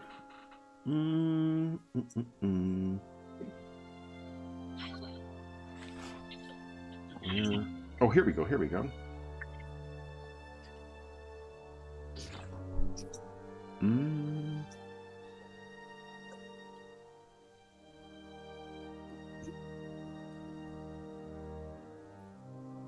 Oh, interesting.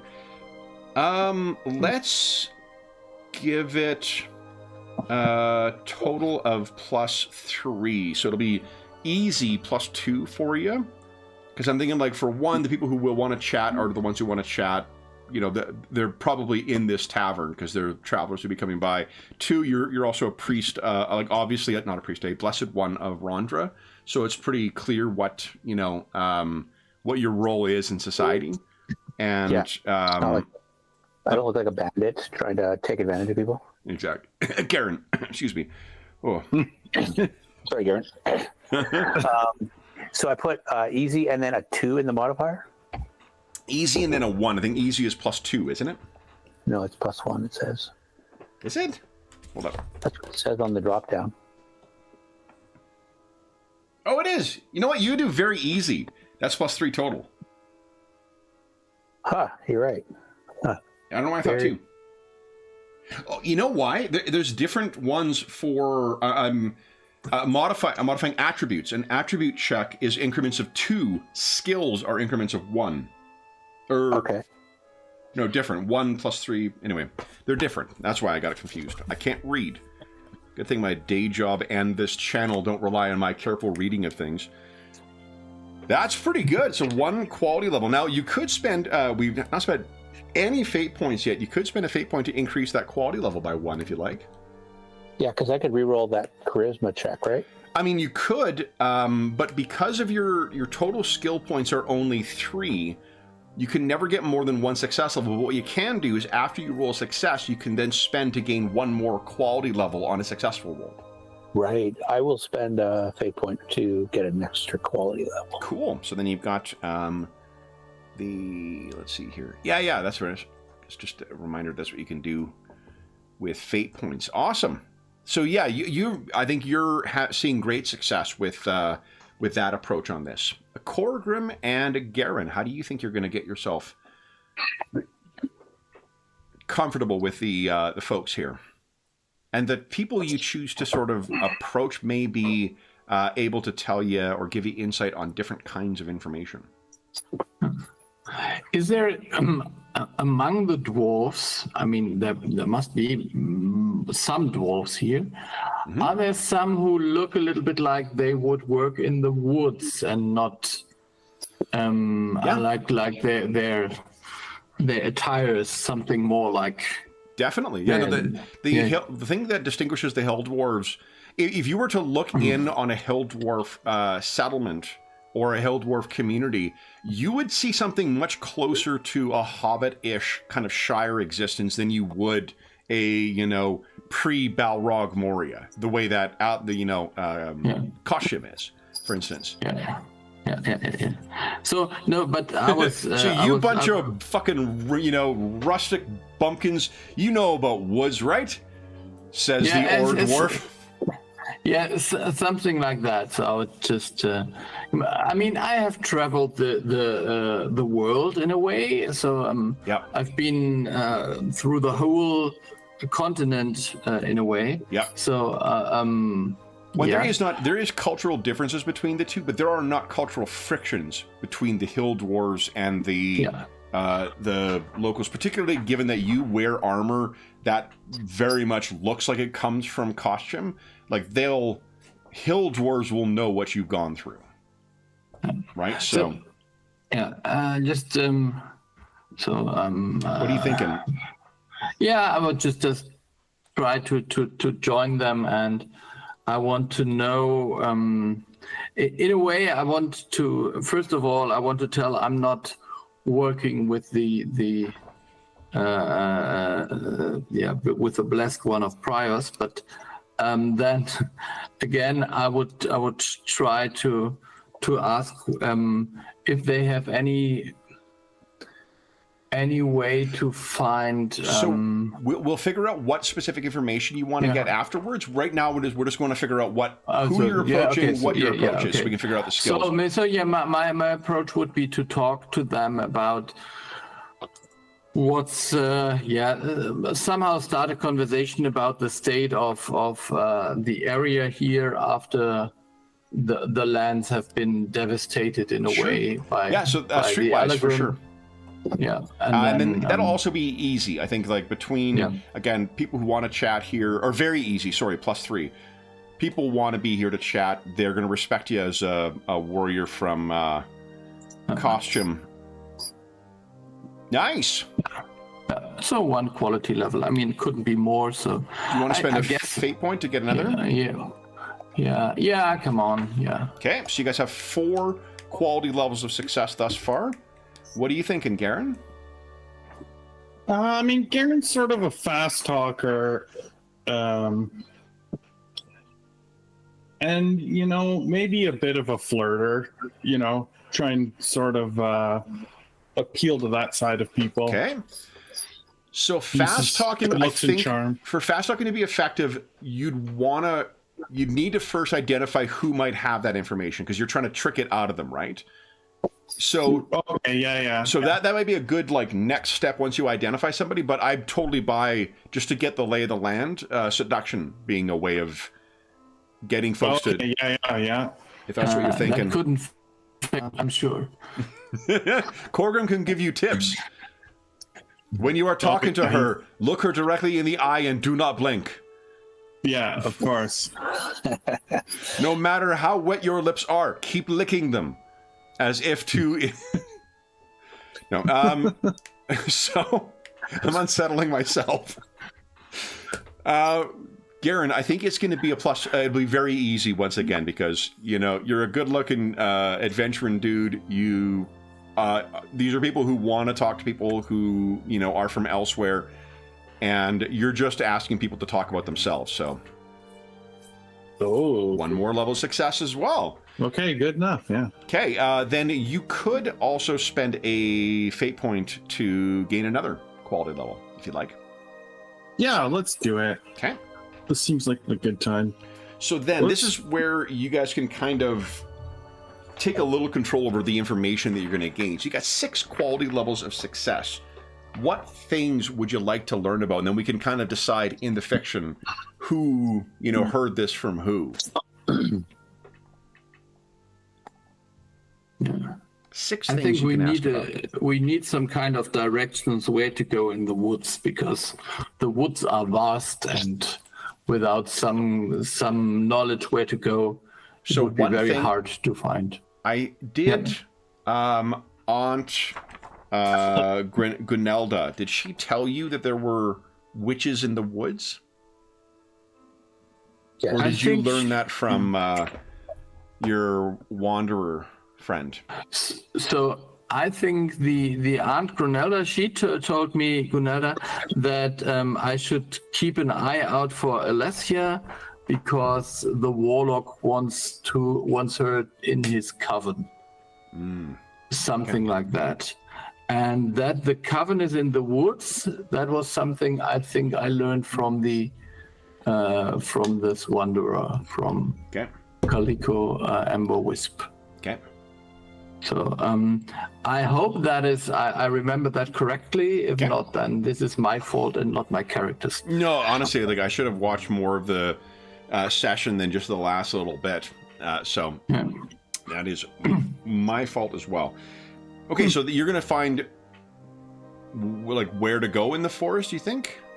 Yeah, something like that. So I would imagine that the dwarf that work in the woods, they would know, well, I don't know, in this general region you would find that is where this coven is, maybe, or where they are rummaging around or whatever they're doing. So you want to find information about where the coven is in the woods. That's one of your things. Yes. Okay. Yeah. What else do you guys want to learn? I'll start writing these down.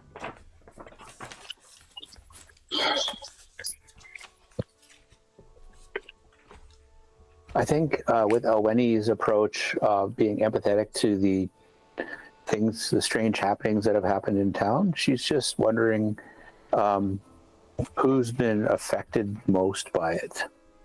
Like, is anybody, really hurt, traumatized, or whatnot, and see if there's anybody who's been really key to what's happened.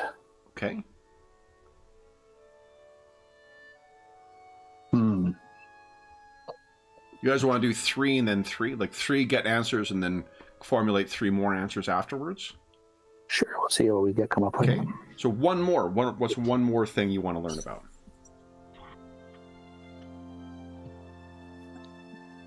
I think, Garen, so do you have an idea? You look over at Garen, he's making out with some townie. Yeah, I mean, there is That's what happened to the mayor, Karen. Oh.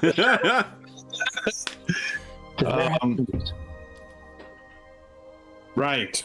The mayor's missing, right? Is that right? The headman, the town headman or village headman. Sorry. Yeah, see if I can learn anything about the history of the headman. See if there's something connected, or if he was on to how on to the goings on was he as far as rooting out this coven and what they're up to. Okay. So here's what, in order, I'll address each of those. Here's what you learned. So from the dwarven, from the dwarven folk, what you learn is that they're, it turns out they are woodsmen who work with a charcoal burner named Kazira. I'll put that in chat for you. Again, I know we all went to high school with a Kazira, but there you go. She's a charcoal burner, and while they can find their way out and back following trails, like, she knows the backwoods better than anybody. If you want to learn more information, you get it from her. But that is perfect. Yeah. I will talk to her. What the woodsmen tell you, though, is that they're surprised that you know about this, but there is a coven that lives north of town, and the witches, they dance and celebrate witches' nights in a field called the Tansfeld, located on it's really a large hill more than a mountain, but they call it the Sleeping Giant. There they brew potions and cast spells and curses and pray to demons. These dwarves know to quite consciously avoid taking anything down from around the Sleeping Giant, and definitely avoid the Tansfeld. Tansfeld is spelled like that. Okay. And Tansfeld, yes.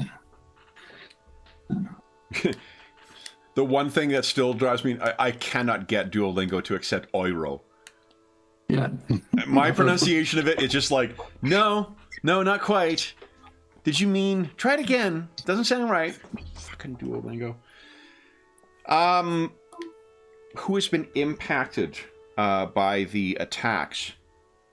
Is that what your question was, Alwene? Yeah.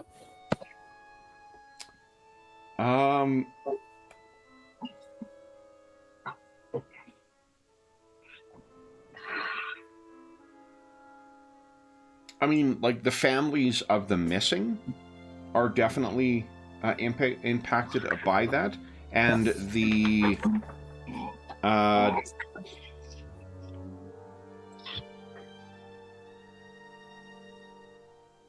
disappearance of Aborius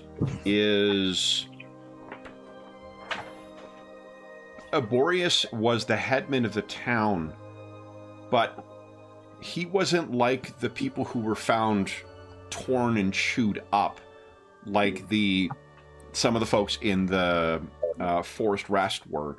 And he didn't just, go missing in the woods the way that the woodsman did. He just seemed to up and disappear one day. So there's talk about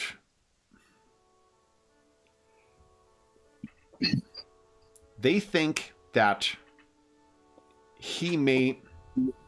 there are some folks who, even though he is dangerous, Kordax is the most powerful local warlock. So if you need to get something done, like, you need an ointment, or you need some other thing, or you need a spell, or you need information, or you're injured, you still can go to them. It's not an ideal task, and some think that he was working pretty closely with Kordax. So while he may not have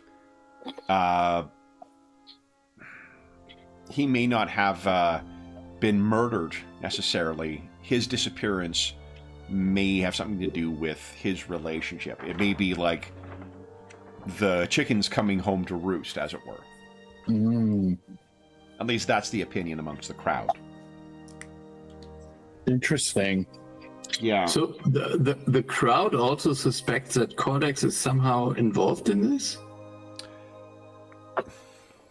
With the attacks, if you suggest that to them, they shrug and think, well, I don't know. Like, So I just got from the way you phrased it that they were suspecting that Cordex is somehow. Oh, I assume you guys were involved. asking in relation to that. Oh, yeah, okay, Yeah, so- yeah.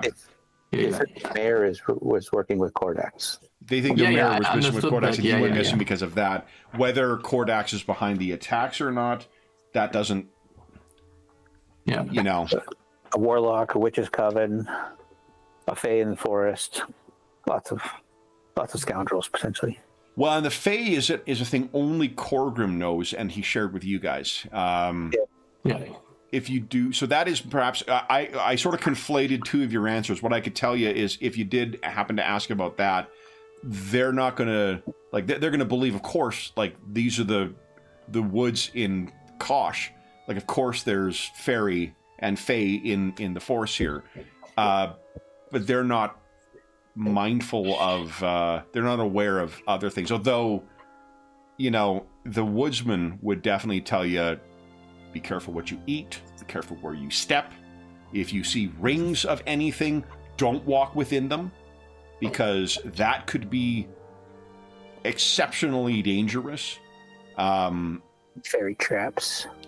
Or just a passage. You could accidentally step your way through and find yourself in your realm, and then you're at their whim to come back. And if you do come back, there's all sorts of stories about people coming back a century after. All your loved ones are long gone, long dead. Your house is occupied by strangers. You be careful when you're in those woods. So that was your 3.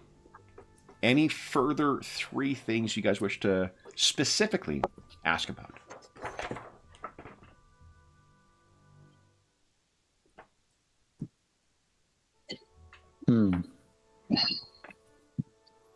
If not, I can go dealer's choice and just tell you some other stuff that has come up. From all our I mean, that would be, wouldn't it be more colorful to have it that way? I mean. Okay. Something I do love about all Dark Eye Adventures have these kind of like list of rumors. And incidentally, what you've been told, some of that's true, some of that's false. So, if you ask about Cordax, I think one of the, let's say one of the women that Garen is getting to know, she would pull you aside, Garen, and kind of grab you hard enough on your arm, like not to hurt you necessarily, but to get your attention. Mm-hmm. And what she tells you is that Garen has made a pact with a demon or some other dark creature.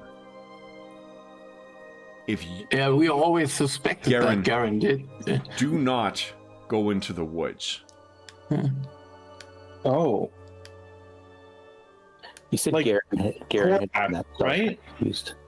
I don't know. She tells you she doesn't know what. I overheard your friends talking. Your dwarf friend was talking with some of the woodsmen. Don't. If you go there, something has changed in Cordax. And there is a shadow over his coven. If you go there, you'll die. What the dwarves tell you, Corgrim, is if you do press for more information about the Tonsfeld or the Sleeping Giant, what they tell you about are giant mushrooms that grow in the forest beyond the Sleeping Giant. Some of the mushrooms can talk. Some of the mushrooms can work magic. And some of the mushrooms will eat you. I mean, that's only fair because otherwise we would eat them, so... And I think if you're asking...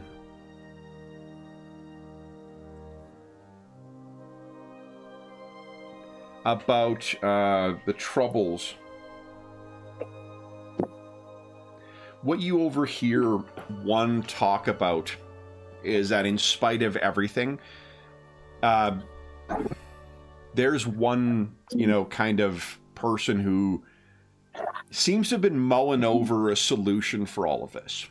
And everyone is shitting on his idea. They think he's an idiot. They think it's a dangerous way. It's just going to get himself killed.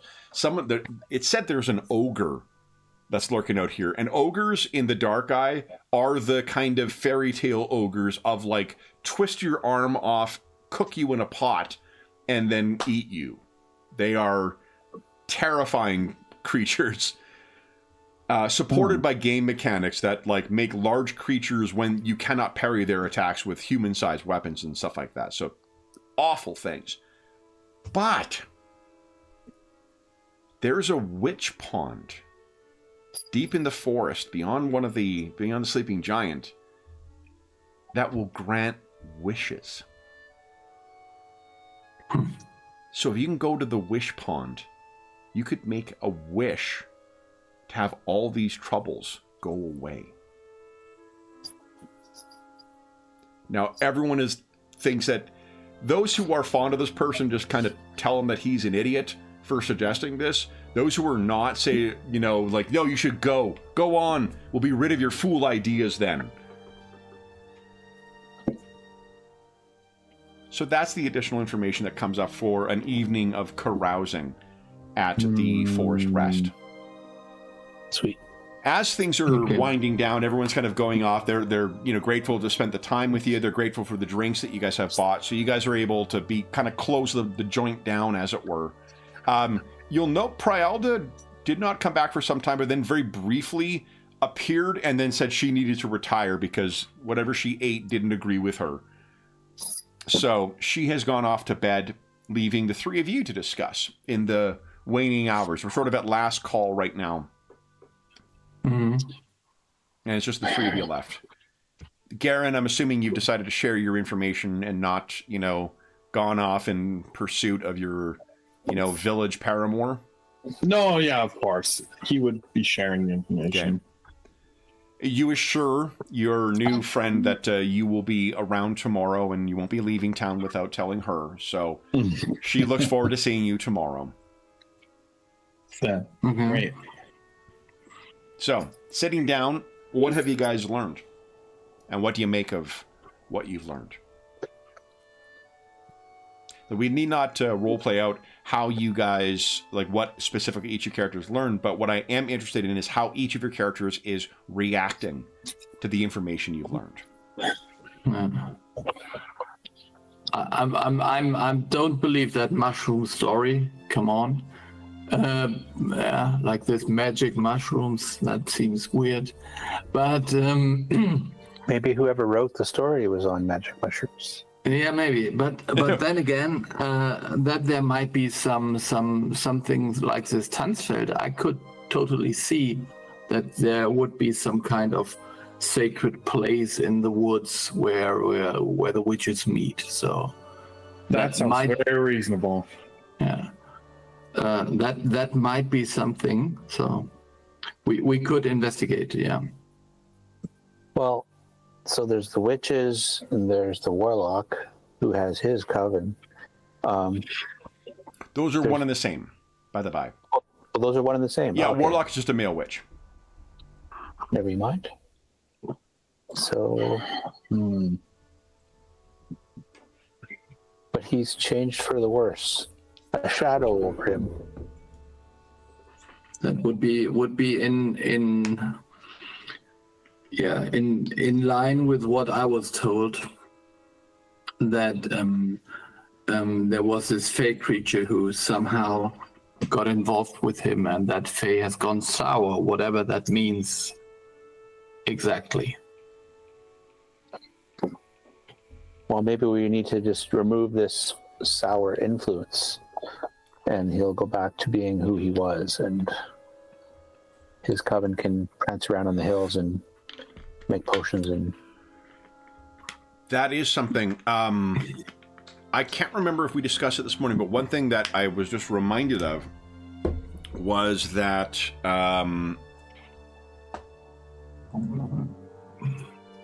Calico. I was going to say Christmas, but that's not his name. Calico did share that one of the, and forgive me if you already said this in golf, one of the things that Fae can do who aren't wanderers, that they can do to remain in the mortal sphere for longer is to bind themselves, to enter into some kind of pact with locals or with mortals.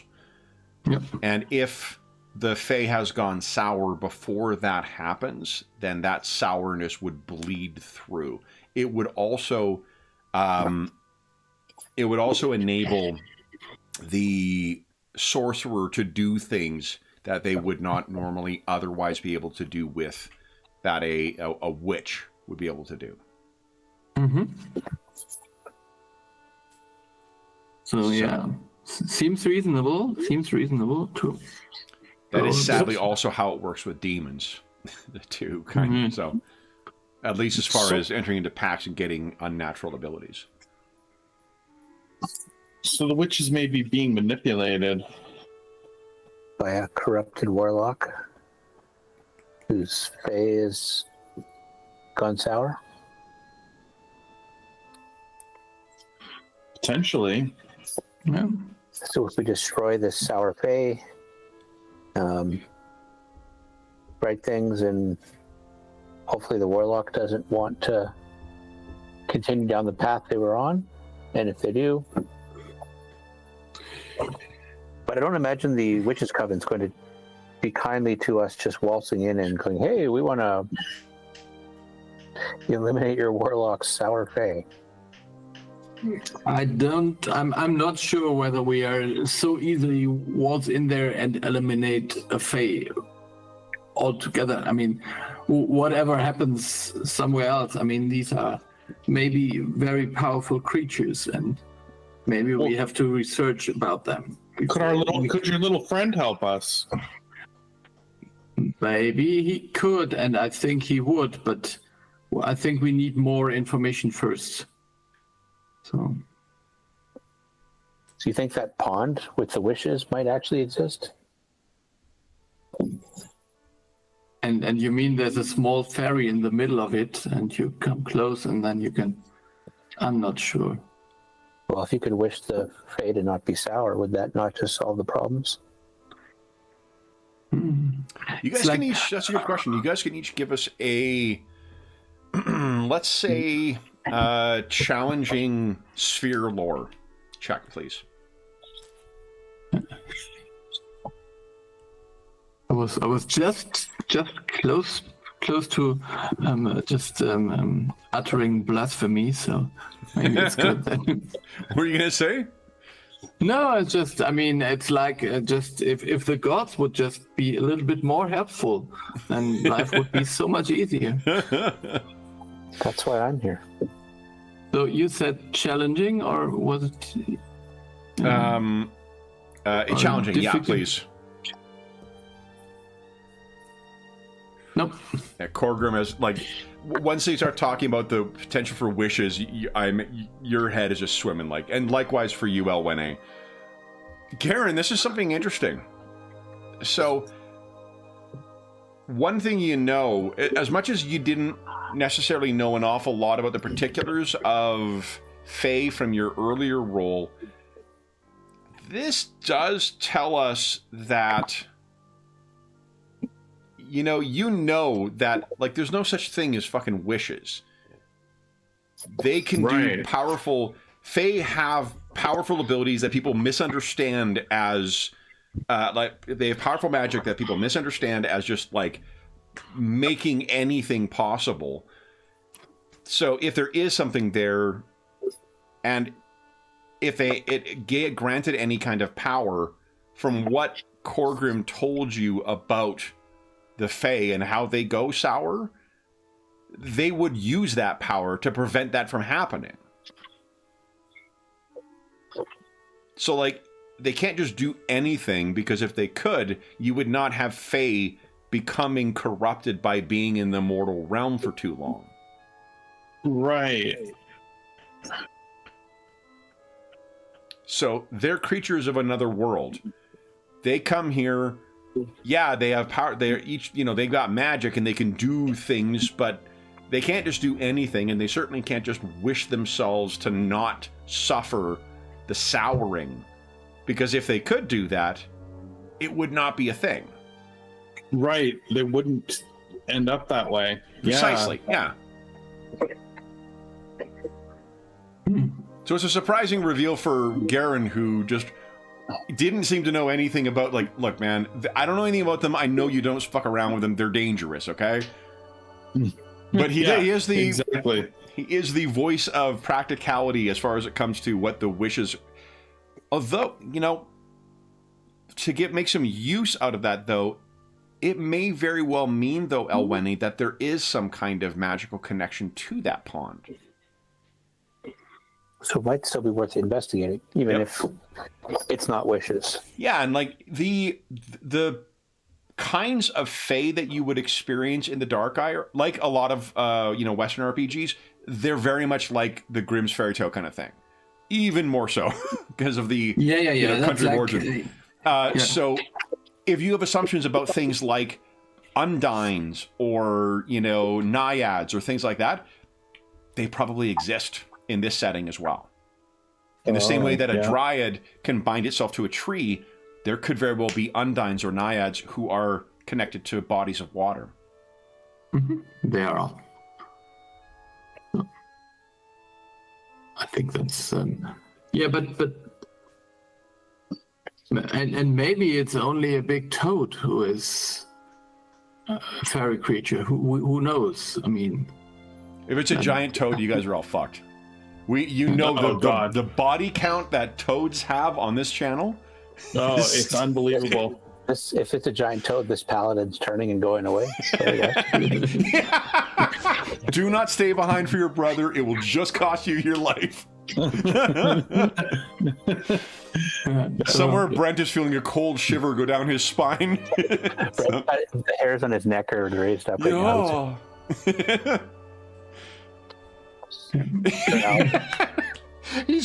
Brent is making his way through the house, picking up his two daughters and just hugging them tight. The specter of loss is going across him. Let me tell you the story of Sir Albus. Yeah. Survived quicksand only to be consumed by toads. Although Robert's playing tomorrow morning, and Robert has lost one character to giant toads as well. Yeah. So anyway, if it is a giant toad, that is going to be unfortunate. Okay. So that is, let it be a fang dragon then. Okay, I understand. Yeah. No, but I think we should maybe even be so bold to go there. I mean, we don't necessarily need to fight the coven. I think there would at least be a possibility for us to talk to them in some way, and then come back with this and ask Calico about it. Or do we think we can't even go there without a fight breaking out? I'm not sure. I don't know. I mean, if it were the case that you can't go there and even talk to them, then why all these wolf creatures and so on? So that's... Oh, it's worth investigating. If it's going to be, it's potentially going to be a fae and not one who's turned sour or is a demon, then perhaps we can have a reasonable discourse like you had with your friend in the woods. Yeah.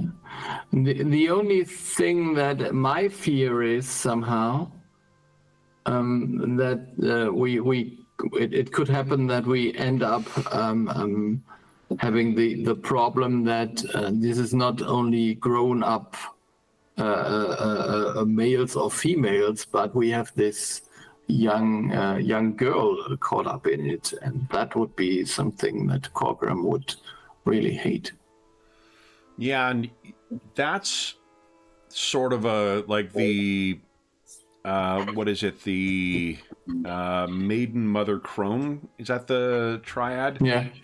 That's a not uncommon sort of makeup for small covens. Is to have the sort of 3 age range. So if this young girl makes up one part of the coven, there may very well be 2 other women of different age ranges. Not always the case. It is certainly not something, but for a small coven, that's one of the things that kind of has symbolic power for the coven itself.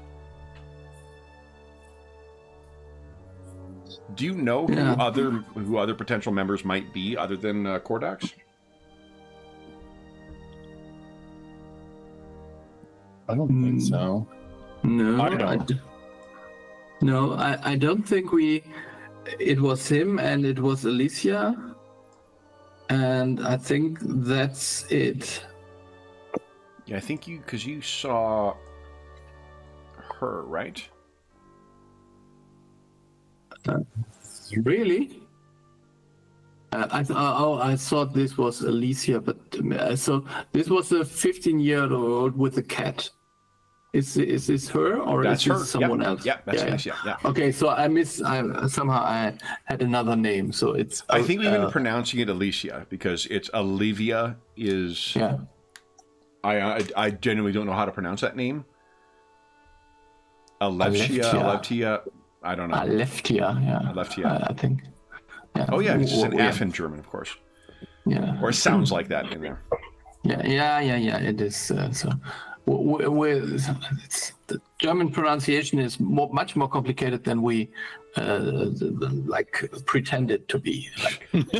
Have I mentioned the pronunciation of euro? Yeah. So, I guess that means, is a German pronunciation for Europe? Europa? Europa, yeah. Europa. Okay. Europa. Yeah. Oh, yeah. See, what a great language to say. I can love it. Okay, so then, what do you guys wish to do? I guess, what do you plan on doing tomorrow, if anything? And do you wish to do anything for this evening?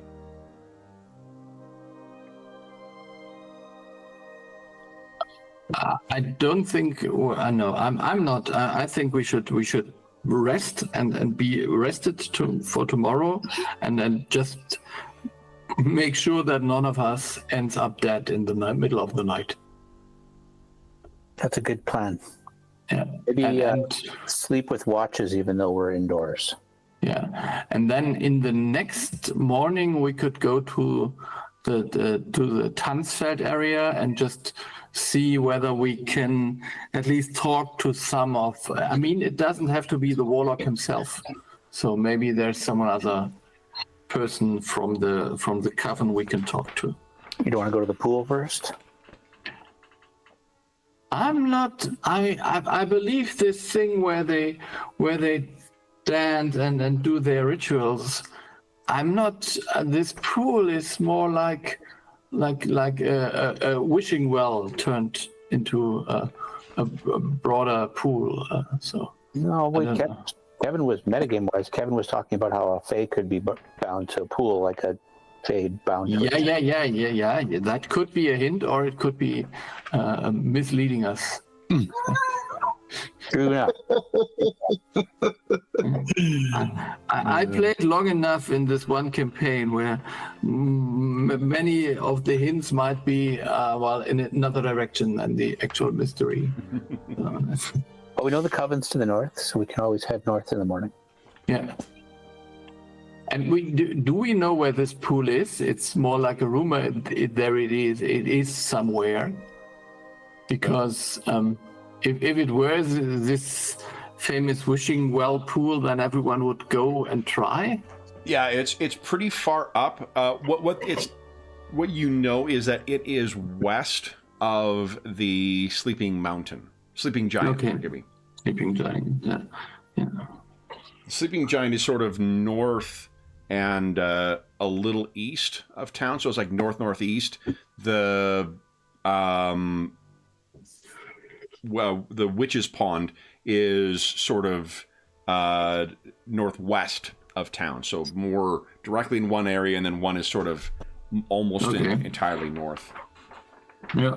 Okay. One will be easier to reach than the other, though, only because you'll be able to see the sleeping giant and just sort of navigate towards. Easier to find a mountain than it is to find a pond in a forest. I believe that. So I'm all for the mountain. I mean, I think mountains are good. That is generally agreed upon. So.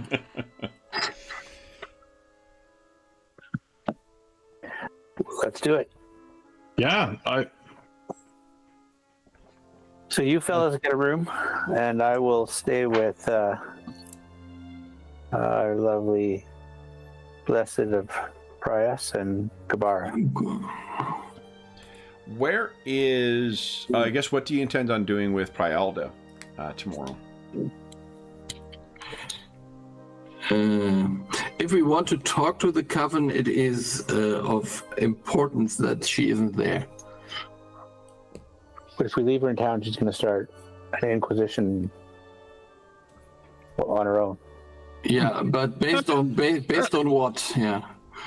So based on what? Based on the ridiculous notions in her head that somebody in town is summoning demons. Yeah. But I mean, what can she do on her own in half a day? Let me put it this way. She's an Inquisitor. Yeah. We'll come back and the town will be... half the town will be locked up and the other half will be trying to kill her. I'm not sure. So this is a little bit maybe. I think she's more of like this, the blessed ones that are more used to reading books and fighting the real fights. So I mean, she can stir up trouble, I would believe, but I think she's not able to terrorize a village. I mean, not on her own. And not without the support of the sheriff. And didn't you talk to Baldur? What was your impression? Is this guy a guy who wants to have an I don't know, go full on law and order here? I've had too many ales. I can't remember. I can tell you. Hold up, Baldur. I think he was more of a pragmatic guy, but I think he's pretty easy. Fat, popular, and talkative.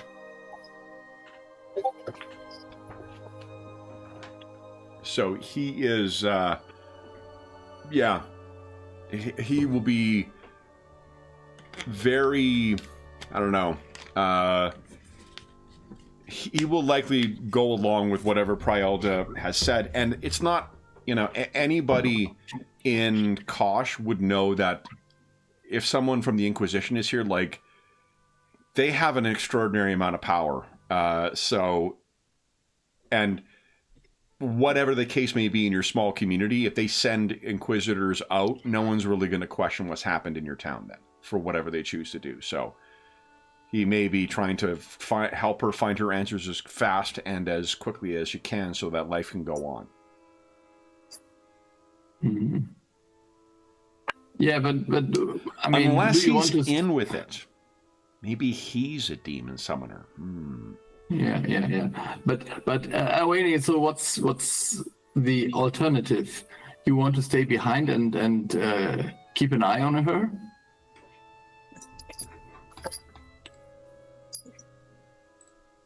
You do have someone who you happen to have traveled with.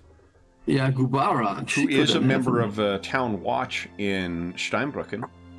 Yeah, but it might blow her cover if she was involved here. Might it not? Could. What if we just gave her a really strong sedative and she slept all day? Spoken like a true blessed one of Rondra, yeah.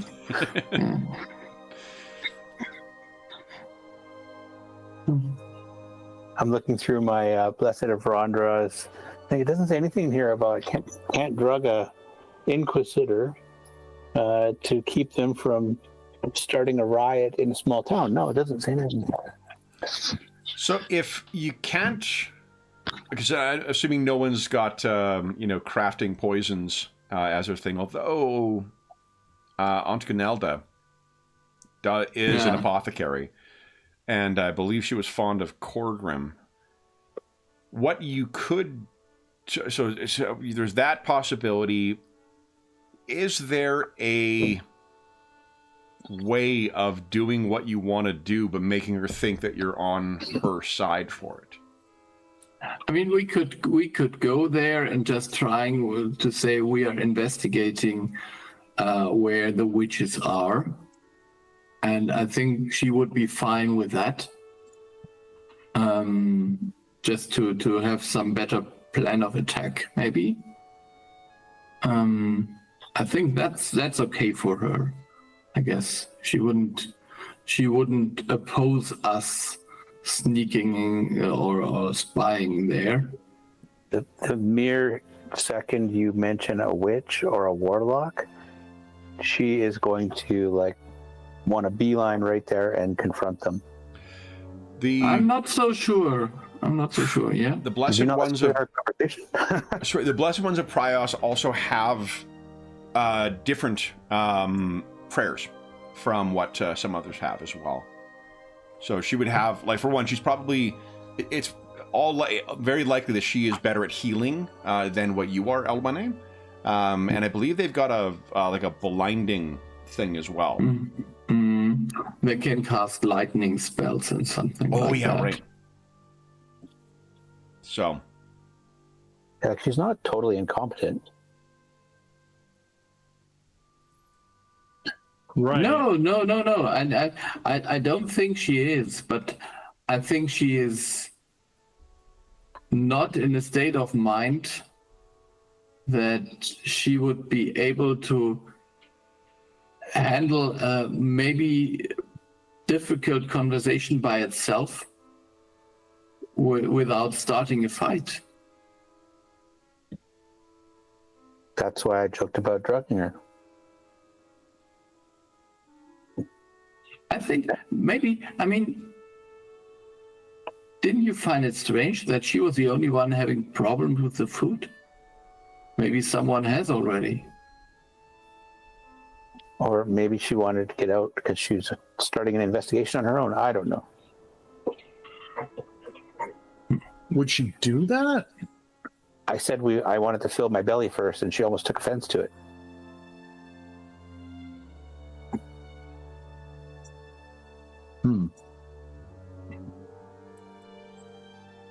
I don't know. What has she been doing tonight? Well, we spent 3 hours questioning the people in the tavern. Maybe we should find her before we head off to bed. Or is she in the room? She'll be sharing a room with Elweni and Gabara at this point. Yeah. Is she there in the room, Elweni? Yeah, so let's just sleep now and then come up with something in the morning, I think. Sounds good. Okay. Guys, finish your last drinks. The tavern keeper thanks you for your generosity with his other patrons tonight as well. And he looks forward to seeing you tomorrow night. So, as you guys are heading off to bed, no one needs to make a perception roll for it, but you can hear once again the wolves are communicating with one another. There are howls to the east. They are answered from the north. And they are answered once again from the northwest. You guys think of that as you retire to your rooms. Corgrim and Garen, are you just heading to your room then, or are you... Yeah, I need to get rest. This is going to be quite an adventure tomorrow, so... Okay. You set up 3 dates, I guess, or... Yeah. Sitcom logic. Yeah, totally.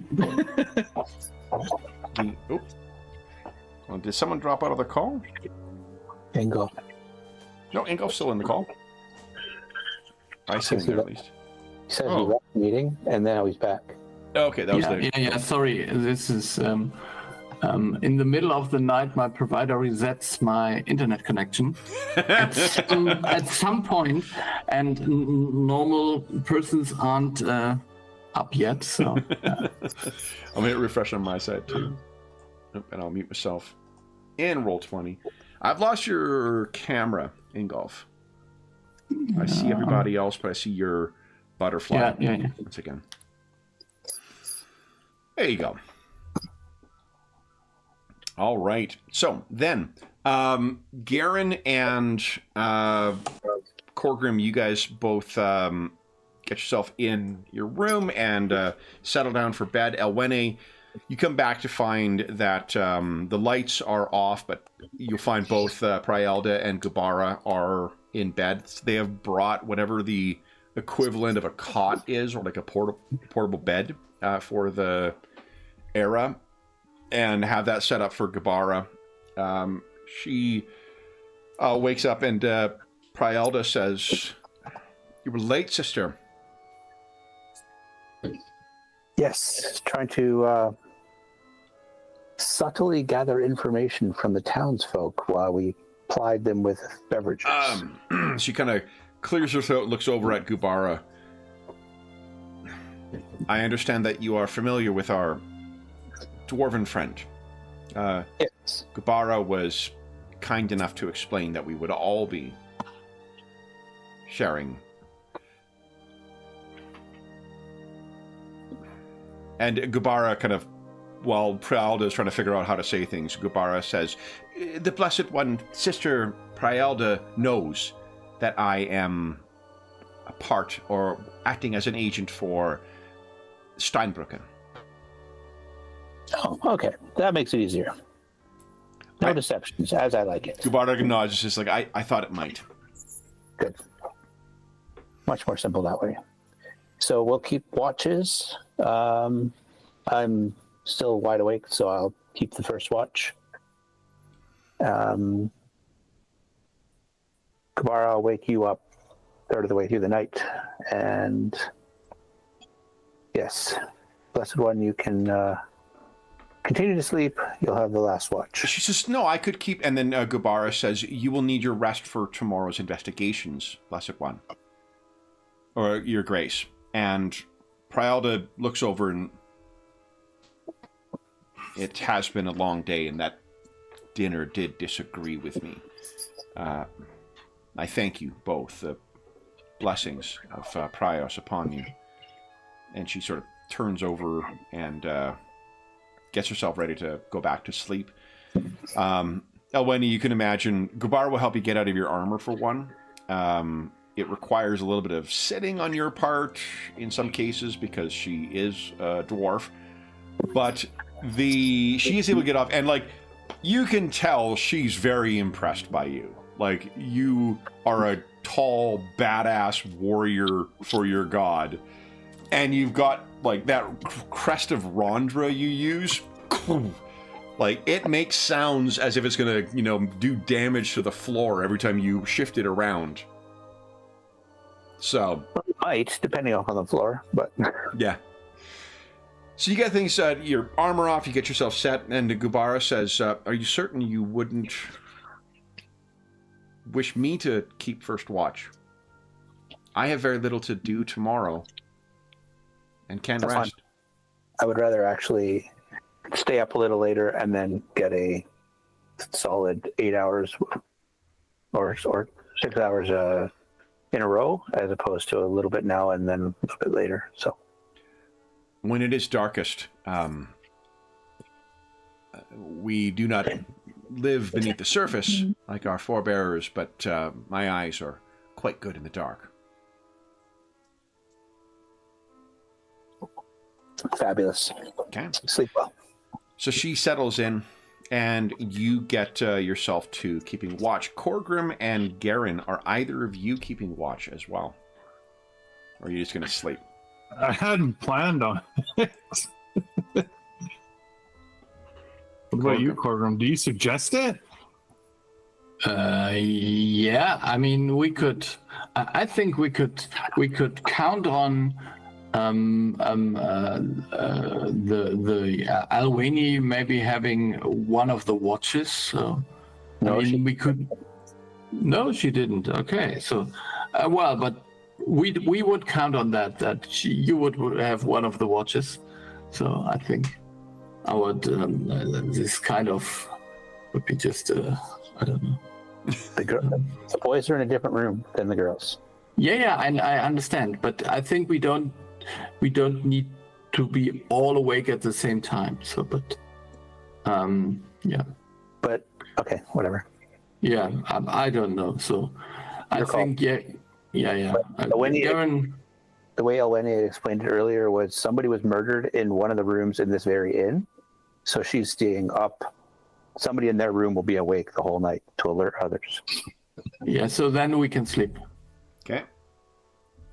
So the two of you sack out. The evening goes undisturbed. Elwene, assuming you're sitting in the darkness, keeping watch, what's going through your mind? The evening will be filled with the sounds of those wolves still communicating deep in the dark.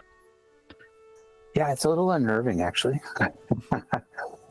The Gravkoloff looks very wolf-like, or it sounds very wolf-like, and then there's these spirit wolves, and then there's like just actual wolves, and all this extra howling. A bit unnerving. So but it helps keep you awake because you're not being sung to sleep by some bird or. Yeah. One thing that you would be thinking of, perhaps, sitting in that darkness, the blinds drawn, is something Corgrim mentioned his friend, the Wanderer, had indicated that the creature that he thinks is being summoned is a minion of a powerful fae known as the Shadow King. Shadow King is said to be an enemy of, or at least an adversary of the Lady of the Willow Land. And why they may deign to grant such a powerful creature in service to this is there a greater concern? And I guess the other thing to ask, why would you think that they would send an agent from their realm, from their sphere, here? Surely this is not the only sour fae. No. No, it's probably not. But yeah, it's definitely suspicious. You're in that reverie when I'd ask for you to give us a resolve check, please, at is it resolve? Hold on, no, it's not. It is self-control at challenging. Oh. Just for Elwene. Right. What, no, I understand. Corgrim and Garen, you can each give us a perception check at, let's say, easy, please. Self-control. At what? Yours at challenging, please. Nice. There it is. Resolved to be resolved. Sorry, what was the perception at? Perception at easy. So +1. The easy is one of the drop-down ones. Yeah, no, I know. Garen is sleeping right through this. Oh, yeah. But Corgrim, you...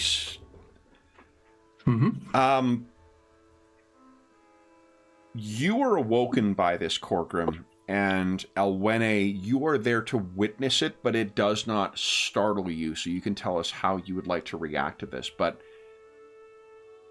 there is only in the room itself, there's only the briefest of warnings that this is going to happen. There's a bit of almost like inaudible moaning coming from Prialda before she just screams in her sleep. And Corgrim, it wakes you up. You can hear someone is screaming from another room, but it's like a piercing, shocked scream, and then it ends. And Elwene, your eyes have adjusted to the darkness, so you can kind of make out forms. But after the scream, you see Prialda sitting up, bolt upright in bed. Gubara is fumbling for her sword in the darkness.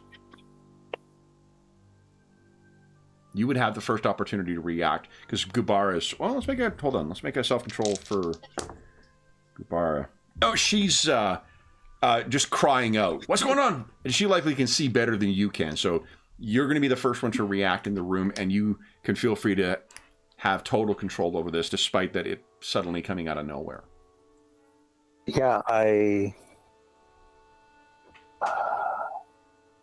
think I will open the door, hoping that light from the hall or main room or something would shine in, even lightly. Or so at that time of night, there's probably not lights in the hallway because you'd be carrying on, but there would be a lamp in the room that you could light. Yeah, I think I would try to light the lamp. Yep. So you strike a long match, and as it comes on, the light from the lamp has that kind of, yellowed quality. And even in that light, you can see almost all color is gone from Prialda's face. And as she looks over, she just simply says, "It's fine. It's fine. It'll pass." And Gubara is now up with her sword, and she looks very confused. And Prialda is avoiding eye contact with you and Gubara and says, "It's fine. It was nothing. It was..." And you can see that, there's tears in her that are staining her face, reflected by the light of the lantern. Yeah, I think I'm going to try and soothe her and get her to relax a little bit and maybe talk. Empathy looks like kind of, It's like... So empathy can actually be used in the game to remove certain conditions. It's very really? cool. Yeah. Because the game has so many different kind of conditions for it, you can use that to try to be like, look, it's okay. All right, dark guys. So yeah. I'm ready for rule book. That's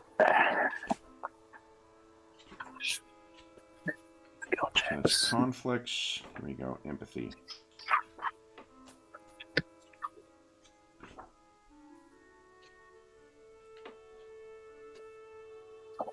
Oh, hold on. Empathy is like a sense thing. I think you're thinking we want to use persuasion. Oh, okay. Conversation, debate, oration, beautification, flirting, romantic arts. What is the one I'm thinking of here? Hold up.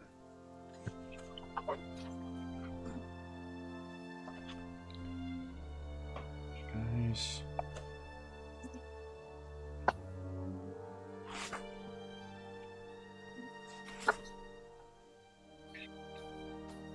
Let's talk. Me to go to the skill list. I might be thinking. So there is treat soul, which could be something like you want to. That's what I'm thinking. Yeah, the craft skill. Treat soul would be the one. I think that. So that's under craft skills, Elwene.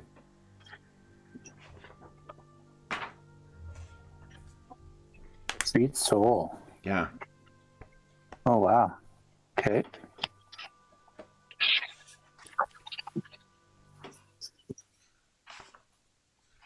Let's see here.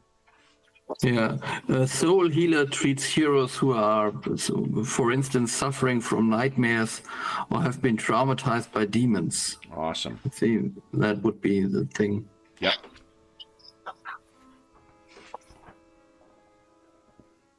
So do you want to give us, I think, well, what do you say?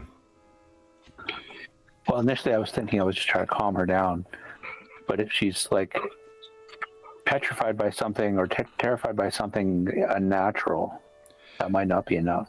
It is difficult to tell. Here, you know what? You can give us an empathy check to see what's going on here. Yeah, because that's kind of like reading her motivations and her. Yeah, absolutely. Yeah. Yeah. See, is she trying to? And I think this is a very easy one. A very what? Very easy. So it'll be very +3. Oh, because she's totally disarmed and unable to. Yeah. So you failed, but this is where you could target one, because you rolled a 20. That's the one that caused you to fail. The sagacity. Yeah, I'm gonna reroll my sagacity. Sure. That's the purple dice. With a modifier 3. Oh, I didn't put any modifier then. That's still a success, though. Because that is... Yeah, that's fine. So you got one level, 1 degree of success. This is... I think you may have seen this before. Like, this is nightmares. This is sort of, traumatic nightmares. This doesn't seem to be a magical spell. Yeah, she's experienced some really tough things, and watching her master get torn apart by some invisible creature, that's not... To say nothing of the things that... Other things she would have witnessed in and around that area. Right. And not for nothing, Corgrim would have experience with that as well, too, because he fought in the East. Right. Okay. I'll, do I have any... I'm going to say, all my characters have a flask of whiskey, but no, not this one probably, so I will not going to offer any something to drink. But what is Corgrim doing in response to the scream, by the way? I think he would get out of bed and just push Garen to wake him up. Yeah. But then, yeah. Garen, you're under attack. A scream from the room next door. I'm going to investigate. I would draw my sword, obviously, and okay. So you guys both scabbard by the bed and head out there. Axe and sword in hand. You guys make your way out. So you've got about as much time as it takes for that to happen to take your action, Elwenny. Yeah, I think she's just going to show some kindness and maybe sit on the bed beside her and brush her hair to the side and tell her just a dream. You can go back to sleep, and the light of Prius and the strength of Orandra will protect you while you sleep. So I think you're gonna get, again, we'll make it very easy just because there's you did really well on the empathy check, and you're someone who she does trust as a protector. So persuasion? I think treat soul. Treat soul. Yeah. And very easy? Very easy, yeah. So that's a fail because of... I used the reroll already. What do you mean? You can... It's a fate point, so you still got one more fate point left. Yeah. Why is that a fail, though? Because it is... the charisma. Yeah. Yeah. Charisma is 15, though. Yeah, high numbers. Yeah, if you fate point that one, your charisma, that probably will be a success. You only fail by 1. Yeah, give it a shot. Remember, with a modifier 3. With a bonus 3? Yeah. Just don't put the plus sign in. No! Oh. So all it means is just that, like, if you put your hand on her shoulder, she's just fucking shaking. And Corgrim is probably the first to get to the door. I'm assuming you've got the door... Well, actually, I don't know. Did you lock the door? No. So you're able to open the door, Corgrim, and what you see is Gabara is up with a sword, and she kind of spins around when you come in, and kind of, is holding a sword in your direction. Elwene is kind of like resting her Rondra's crest in one hand, and kind of the other hand is on Prielda. Prielda has the look of someone who is sick, right? Like she's just there's wide-eyed. She startles, when you open the door, and then Garen, you come up behind and see this as well. Okay. I look at Gubara. No attack, and we're going back. She says no. Okay. Nods. So Garen, you're probably still struggling to remember what is going on? Yeah, I think that I wouldn't even go in the room if I see that Corgrim is turning around, because I would, I don't know, sort of give them their privacy. Yeah. He's not interested in any of the ladies that he's traveling with, so he's not trying to be chivalrous and swoop in to. Not so cavalier today. No, he's fine. He's moving on. So Prielda is not offended, by your efforts, Alwene, but she just is she's gently dismissive of it. She says, it'll pass. We'll pass. Okay. Then I'll go back to my spot where I was sitting and dim the lights until everybody gets comfortable. Okay. And maybe I'll leave it just burning a little, just tiny little. The nightlight kind of keeps the demons away. Perhaps the last thing I'll leave you with before you, we leave the evening is she, from what she told you about the Grakfaloth, her dream wouldn't be seeing this monster because, of course, the only one who sees it is the one it comes to kill. Right. So imagine having nightmares about something you cannot see. Something that you can't see or stop, and it continues to do the same atrocity over and over. Yeah. So the evening otherwise passes uneventfully. There are wolves calling throughout the night, but you are all able to get a full night's sleep and rest. Morning comes. I don't think anyone's down any karma points or hit points or anything like that, or health points, so you don't need to worry about healing. I don't think so. When Just morning coins. comes, one of the things that Gubara will kind of pull you aside, Alwene, and she says, I'm supposed to carry on to Oberangbar after this. Should I wait? Can you wait a day or two? I can. She's happy to do so. We head out to the woods and search for the cause of these murders. Would you stay here with Her Grace and keep her from getting into too much trouble? I can offer myself as a investigatory assistance. Yeah, just keep it from turning into a full-on witch hunt and people burning at the end of the night. I hope you find the town burning stake free when you return. Where is it you're going? To the north somewhere. A coven. Potentially a warlock with a bay that's gone sour. I heard they could be telling tales, but someone said something about an ogre in those woods. Yeah, we were supposed to avoid that. Well, I wish you luck in your hunt. Will you kill them if you find them? We'll do what we can to avert any more damage. Well, I hope your god watches over you. And that Angrosh brings the Injurum. No, Injurum? Angrosh. No, Angrosh is a good dwarf name. That Right. was Okay. Yeah.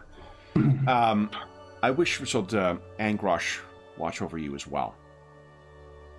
Thank you. So, how are you guys planning? Because Pralda will be up shortly afterwards. How do you wish to kind of divest yourself of her, Elwene? Do you want to tell her what you're doing, or are you trying to sneak out earlier on? I will tell her that we're heading out. Okay. So I'll tell her that she's welcome to speak to the sheriff. He's quite the charming fellow and will probably be open to her asking questions around town. Maybe don't get too tied up on any one individual. We're going to pursue some leads out of town. Probably fruitless, but check them off nevertheless. What do you mean? We just heard some disturbances about things out of town, and we want to check in on those. It seems as if Pralda is going to try and suggest that she's going along, and Gubara interrupts and says, "Your Grace, perhaps it would be to the benefit, if this is a wider infiltration, to keep eyes both in town and in the woods." Yes. She sort of looks back and forth between you two and says, "And with your assistance," Gubara nods, "we will have more than one set of eyes in town." And subtle inquiry is in town to find out more information. Curious about the mayor disappearing, or not disappearing, leaving. Knowing more about that would be key to helping us. Pralda nods. Perhaps he was in league with them, or sacrificed. Or perhaps running for his life. Maybe he's got an enemy we don't know about.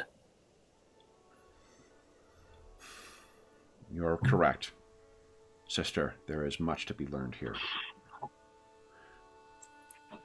Your allies, are they woodsmen?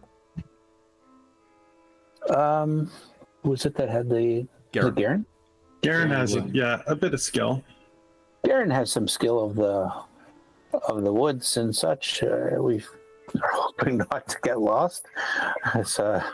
Really don't want to spend too many nights out in the forest. I would love to be back in a cozy bed. You are not intending on spending the night, in that there are wolves. I'm hoping not. We'll see if we can make a day trip out of this. And Gubara, kind of under her breath, also says, "And ogres."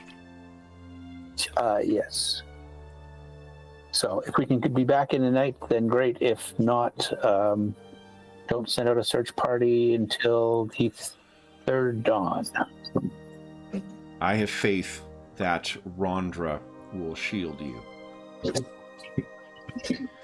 And the light of Prius will guide your way, I am sure. Then Gubara, we should discuss an order of interrogations today. Gubara spares you just a very quick look over of oh God. And then it's "Of course, Your Grace. However you wish to proceed, I am here to assist." So then Elwene gets out to find, Korgrim and Garen getting up, getting ready to head on with your day. So the two boys are dressed and ready to head out. Do you wish to get any kind of supplies or anything before you go? Kev's running the game, of course. Yeah. We got a week's worth of rations. 2 water skins. Well, I mean, we might end up lost in the woods. A log of ever burning. Can we get one of those? I don't know. Yeah, I think, I would just take only for 2 days. Yeah, 2 is reasonable.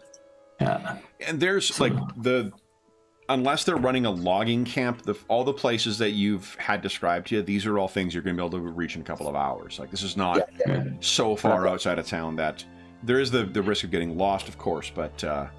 Just Dave making jokes about all the... Oh, yeah, I know. All the games we play with Kev where it's 3 sessions later, we reached our destination. Yeah. And it is, if you do get lost, Garen does have what is it? Navigation is one of the, or survival, I think is it? Orienting is one of the survival or nature skills. Do you have training in orienting? That's right. Yeah, or I think that's what it's called. Orienting. Yeah, I think. Do you have training in it? Doesn't matter. Yeah. Where is this? Nature. Yeah, I have a 4. Oh, awesome. Yeah. Oh, So that's great for reorienting. then you guys collect your stuff, and then what is the plan? Just head out into the forest, and if so, what is your first intended destination? I'd go for the field of the witches, but if you guys want to do your pond idea where the giant toad is, then let's go there first. I'm on hell no on the giant toads. Yeah, to be clear, I don't want to go there. Yeah, so then we cleared this up and we go for the Tanzfeld first.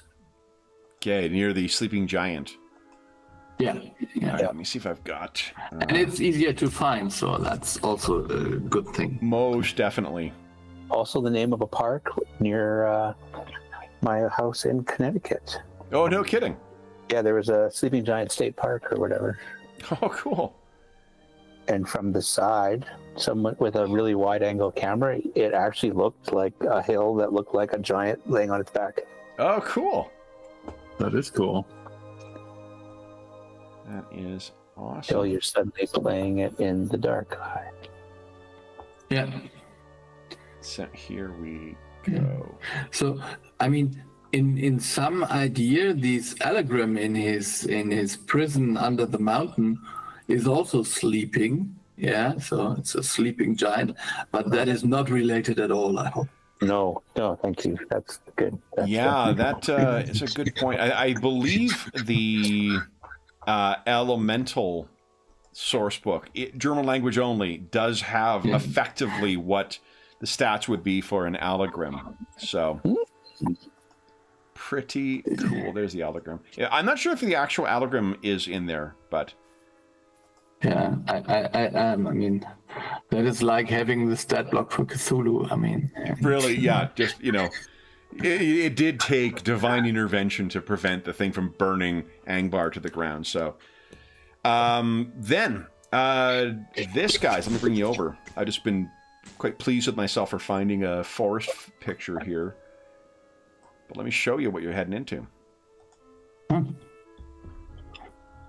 So, the first intended destination is the Sleeping Giant. Is that right? Yep.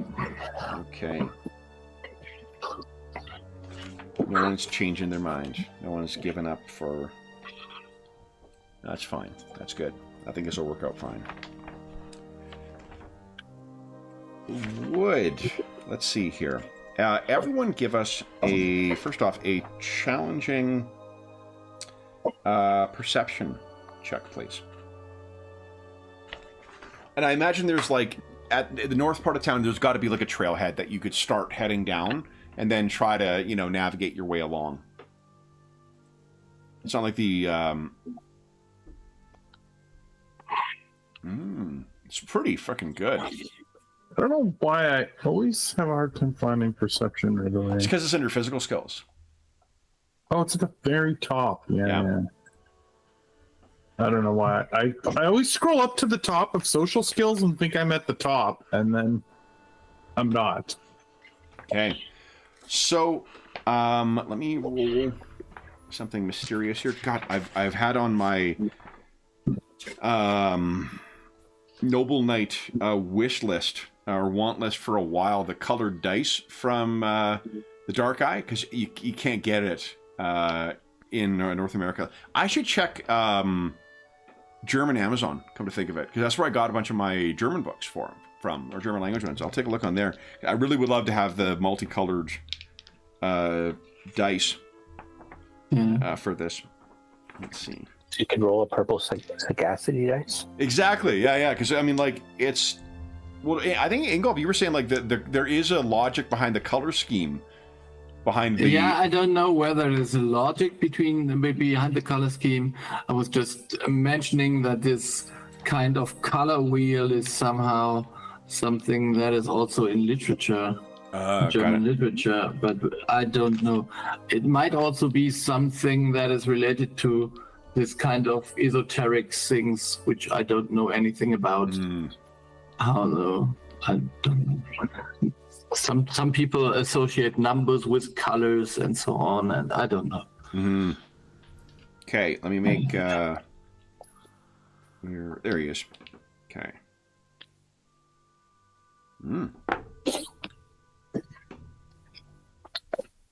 Okay. Garen. Oh, you failed, didn't you? Yeah.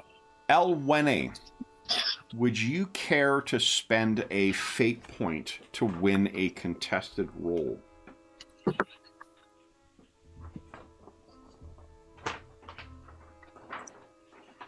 I believe, yes. Okay. So I think this will be... I'm just grabbing my copy of Garbage of Aventuria. I'm looking up, because I think this is going to be... we'll say it is a incident of divine intervention, and I want to see what that looks like for Rondra. Let's see here. Here we go. I love the art in this. It has... He's sadly passed away a few years ago, but some of the art in here looks like William O'Connor. It's not him, but it has a real William O'Connor kind of look. He was one of the guys who did a lot of work for late stage 3.5 and 4th edition. But... All right. Here we go.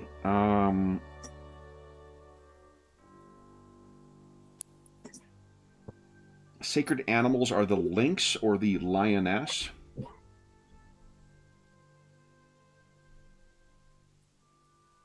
Objects struck by lightning are sacred to her. A tree that's been struck by lightning? I think and that's, you know what, that's, yeah, let's, so you are leaving, you're maybe, you found the trailhead, you find that very quickly, as is often the case in the forested regions of Kosh, you're very quickly swallowed up by the primeval forest. And as you guys are making your way along, Elwene, you are, there's this lush summer, midsummer growth around you. There's the smell of vegetation, both the, clean kind of smell of leaves and grass and stuff. And there's that loaminess of the rot and wet that hangs in the air as well.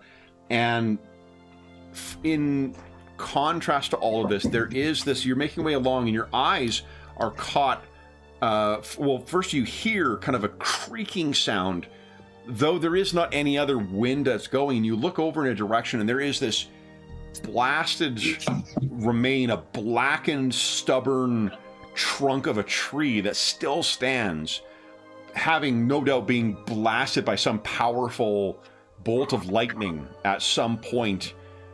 And this dry and dead thing still stands there, an edifice to the power of whatever lightning bolt split this thing at whatever point in the past. And as you look over there too, your eyes carry past, and what you can see, having been drawn over there, perched atop a tree, and in a place that would afford an excellent vantage for anyone leaving town and heading up into the foothills here. A black bird. And you have no doubt that it is watching you. A bird. Blackbird watching us. Corgrim, you also succeeded in it. So now that it's drawn to your attention, if you drawn attention to it, if you look up, there is a sizable raven perched and just watching, and it's sort of like adjusting itself on the top of the tree and looking down. Yeah, I think I would just, as a hunch, I know that ravens are familiars of witches. I think that is common knowledge. Definitely. So I would just bow and think and say, we came here to talk. Okay. It's pretty high up on the tree. Okay, so I would speak a little bit louder, maybe, but yeah. Yeah. Why don't you give us a persuasion check, please?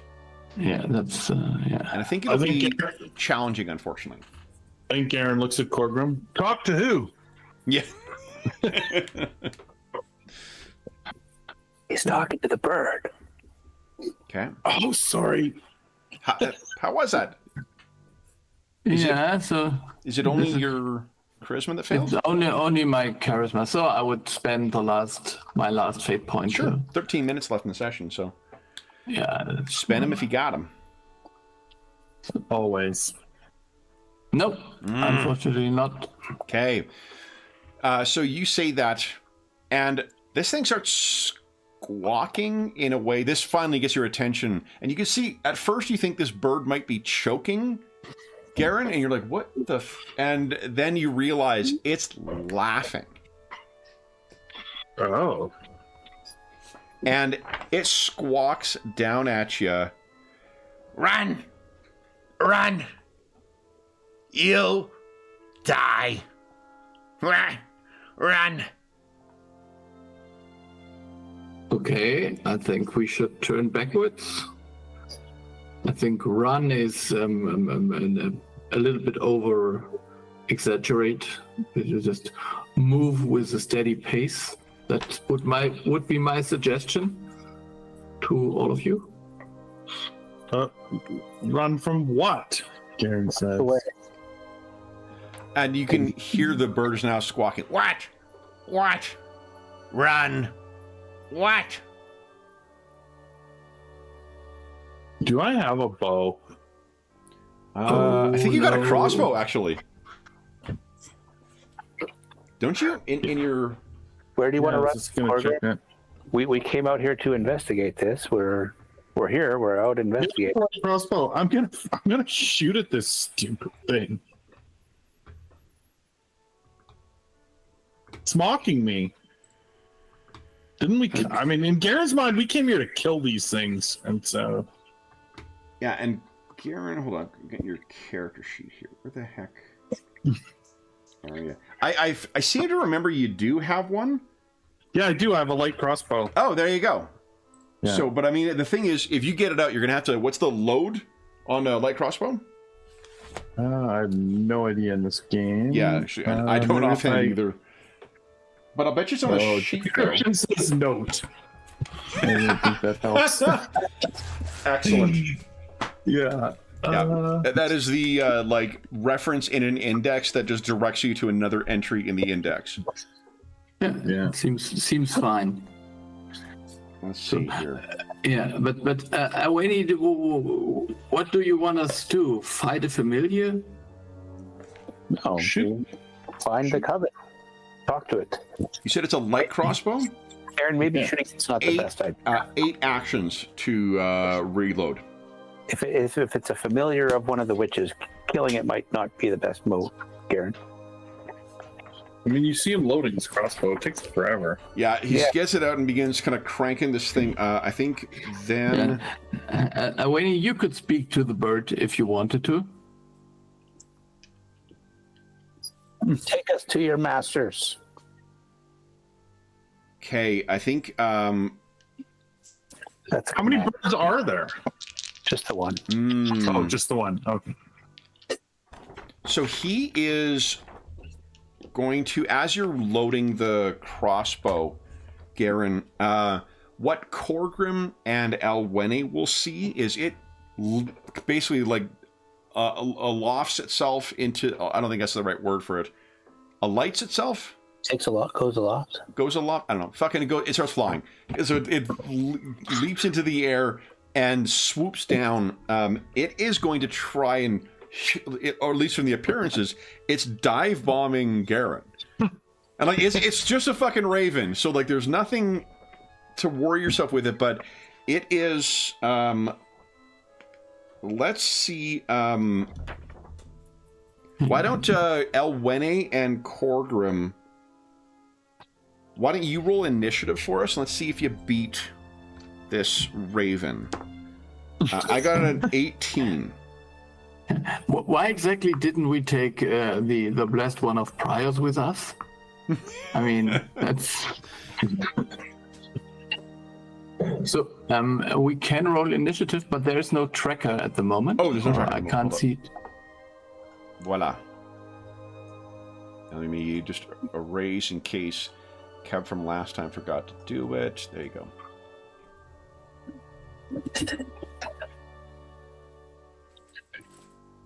And I can't remember if you need to touch your token or not. I'm doing this just automatically because... Nice. So both of you will be able to act before the raven. Let me see here. Do I have a raven token? I bet you I do. I feel like I'm raven heavy in some of my games. That's an awful lot of raven loft. I have a raven griffin. I have the raven queen. I have a raven keeper. I do not have a raven bird, though. Huh. What? I know. That just doesn't even make sense. We I didn't bring. have Craven, the hunter. We didn't bring Inquisitorial Witch Hunter because I thought we were going to try and resolve this Oh, here we peacefully go. at first. But I do have this, though, which is pretty cool. So that'll serve for at least a initiative tracker, and I rolled 18, and it is 0.6 for her. I mean, I feel like the peacefulness ended when it told us to run or we're gonna die. yeah, probably. I mean, sure, you guys can blame Garen, but Oh, plus. he thinks this is BS. Okay, so both of you guys are acting before the Raven. So, Korgrim, do you wish to do anything? Yeah. Come on, this is not necessary. Just put down your weapon. I shout at Garen, and then I just face the raven, but do not raise my weapon. Okay. If it comes, I can still dodge or try to dodge. Okay. And I think dodging is a reaction, isn't it? I hope, yeah.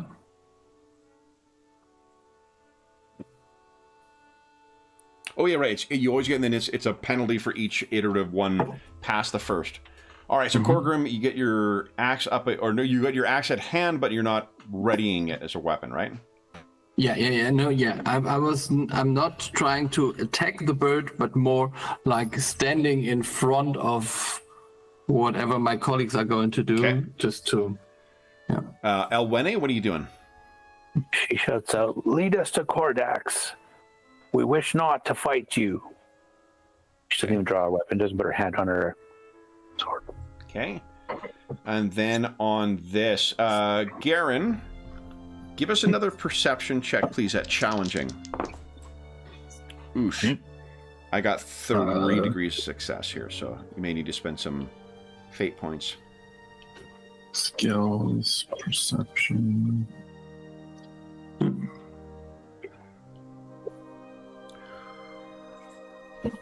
So you could spend a fate point to re-roll, and you can re-roll as many of those as you like. You could just re-roll the entire skill check if you wanted. So Yeah, seeing as they all failed Yeah. again.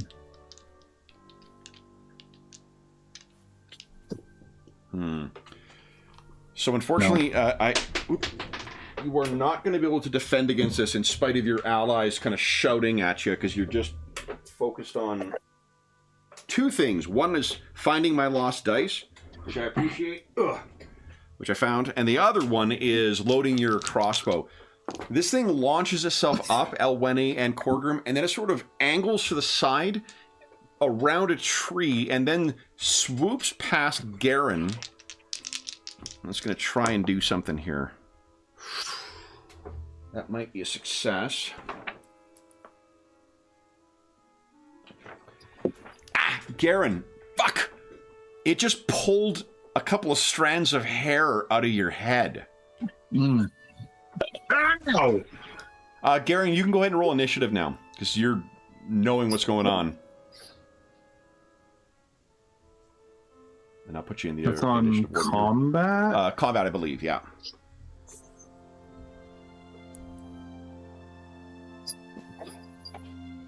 Nice. Oh, fuck, you're after it. Yeah. All right. So Garen is going to be stunned by this sudden pain in his scalp.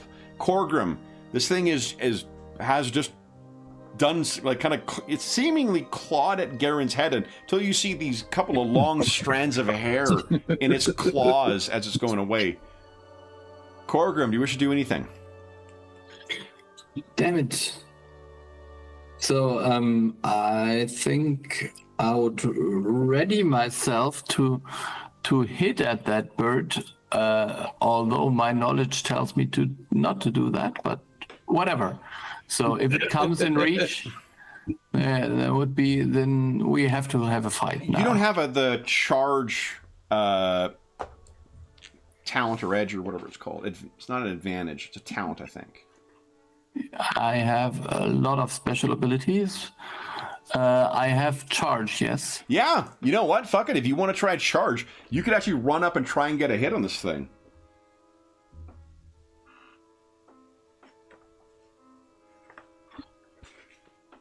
Yeah, and I have a short temper. We have been attacked, so come on. I tried to reason. But I think on principle I have to defend. Yeah. Okay. So just a reminder, combat uses only one d20. You don't roll all three like you do with skills. Yeah. But I mean, I don't know. So charge. Yeah, running with distance. I think you can actually just tick on your combat tab under this. Yeah, okay. You can tick that option as your maneuver, or as your talent or edge or whatever it's called, active. Under the combat tab, and then you should be able to make an attack with your axe. Yeah. Garen's pleased with himself. You've fallen right into my trap. I wanted you to take my hair. Which is of no use for hair, right? Okay, so then let's go with this. Go. Ah, you want to fate point that? Oh, you got none left. No. And I'm a little bit happy that I missed, so that's okay. So you swing at this thing and dead. Yeah. Elwene?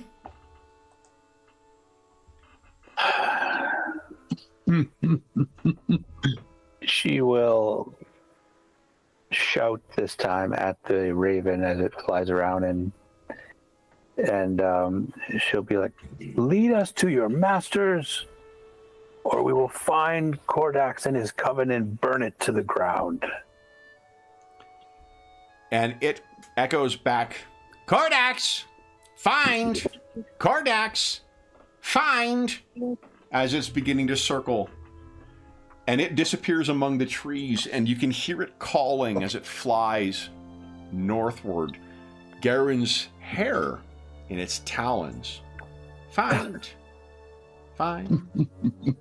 Find. And that brings you know us... that there's kind of blood magic here? Yeah. Now that you lost your hair?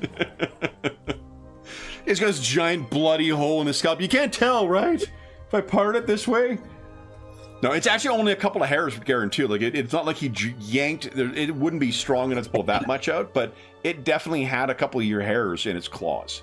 But that's all you need to drop into the cauldron and cast a spell. Oh, wait, sorry. Everyone gets 15 action points, I think, or whatever it's called. adventure points. Adventure points, yeah, I suppose. For the session. You can feel free to spend those between now and our next. But that brings us to the end of our session. So for those listening at home, thank you so much for joining us for a rocky start, but I think stuck the landing on our return to the Dark Eye. And guys, it's not like someone's going on vacation in 2 weeks and we're going to have to wait another Oh no. When are your dates for your vacation? July 10 to 21. So yeah, we're going to be missing a session of this for our next one. Of course, right? Yep.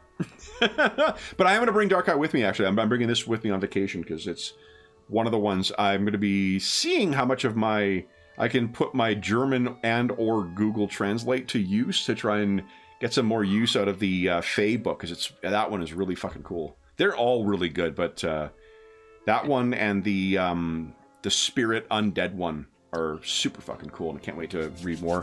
But we'll be back in not 2 weeks' time. I guess first off, thank you so much for joining us, as is always the case.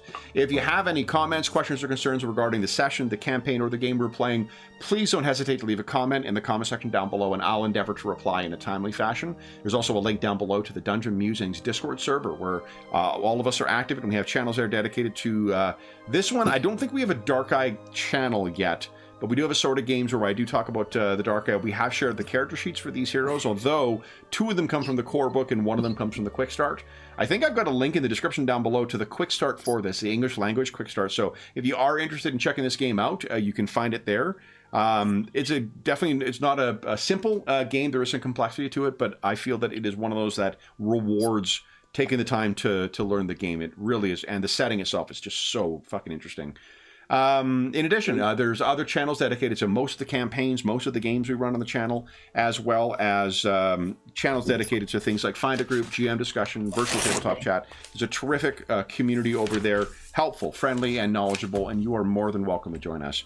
There's also a link down below to our friends at Noble Knight Games. Noble Knight Games is the preeminent unionized retailer of hard-to-find and out-of-print RPGs in North America. Not only do they have an incredible selection of new role-playing games, board games, and card games, they have an unmatched selection of hard-to-find and out-of-print RPGs. Dave, I see you looking around there. Can you think of any hard-to-find or out-of-print RPGs they may have on hand? I can give you one example. Yeah, Death Watch. Ooh, Death Watch is definitely one of the ones you can find there. This one. And there we go. Das Schwarze Auge. Yeah. Awesome. I love the little pocket guide. That was my first copy. Mine out. Did you get yours out too, your Dark Eye? I got it out a minute ago when we were looking up crossbows. Nice. Yeah. There it is. In addition, if they don't have something in stock that you're looking for, you can put it on a want list and they'll send you an email when it comes in. And if you make a purchase of $10 or more through their website, be sure to enter the code Muser Night.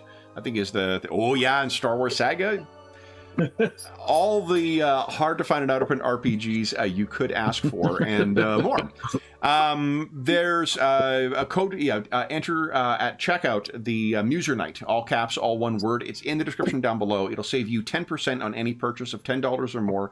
And if you're listening to this after July 15, 2025, come back to one of our more recent videos. We'll have what the current discount code is listed there. The last thing I will say is a huge thank you to our stalwart players, our Spieler. Spielen? No, Spielert? Yeah, Spieler, yeah. There you go. Let's keep throwing out possible conjugations and eventually it'll land. I'm going to sound like I'm having a stroke when I'm in Germany next year. I'm just calling out words. Then thank you, Dave, Agolf, and Jeffrey. Thank you so much for playing tonight. This was a ton of fun. It was really fun getting back to the Dark Eye. I'm sure nothing, dangerous is waiting for you in these woods. Come on. Who has ever read any German story where you've gone into the woods and things have got... Wait, I'm saying it out loud and now I'm hearing it.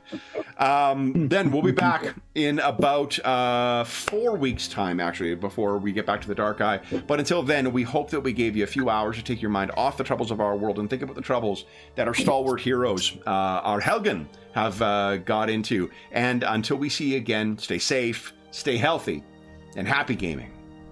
See ya.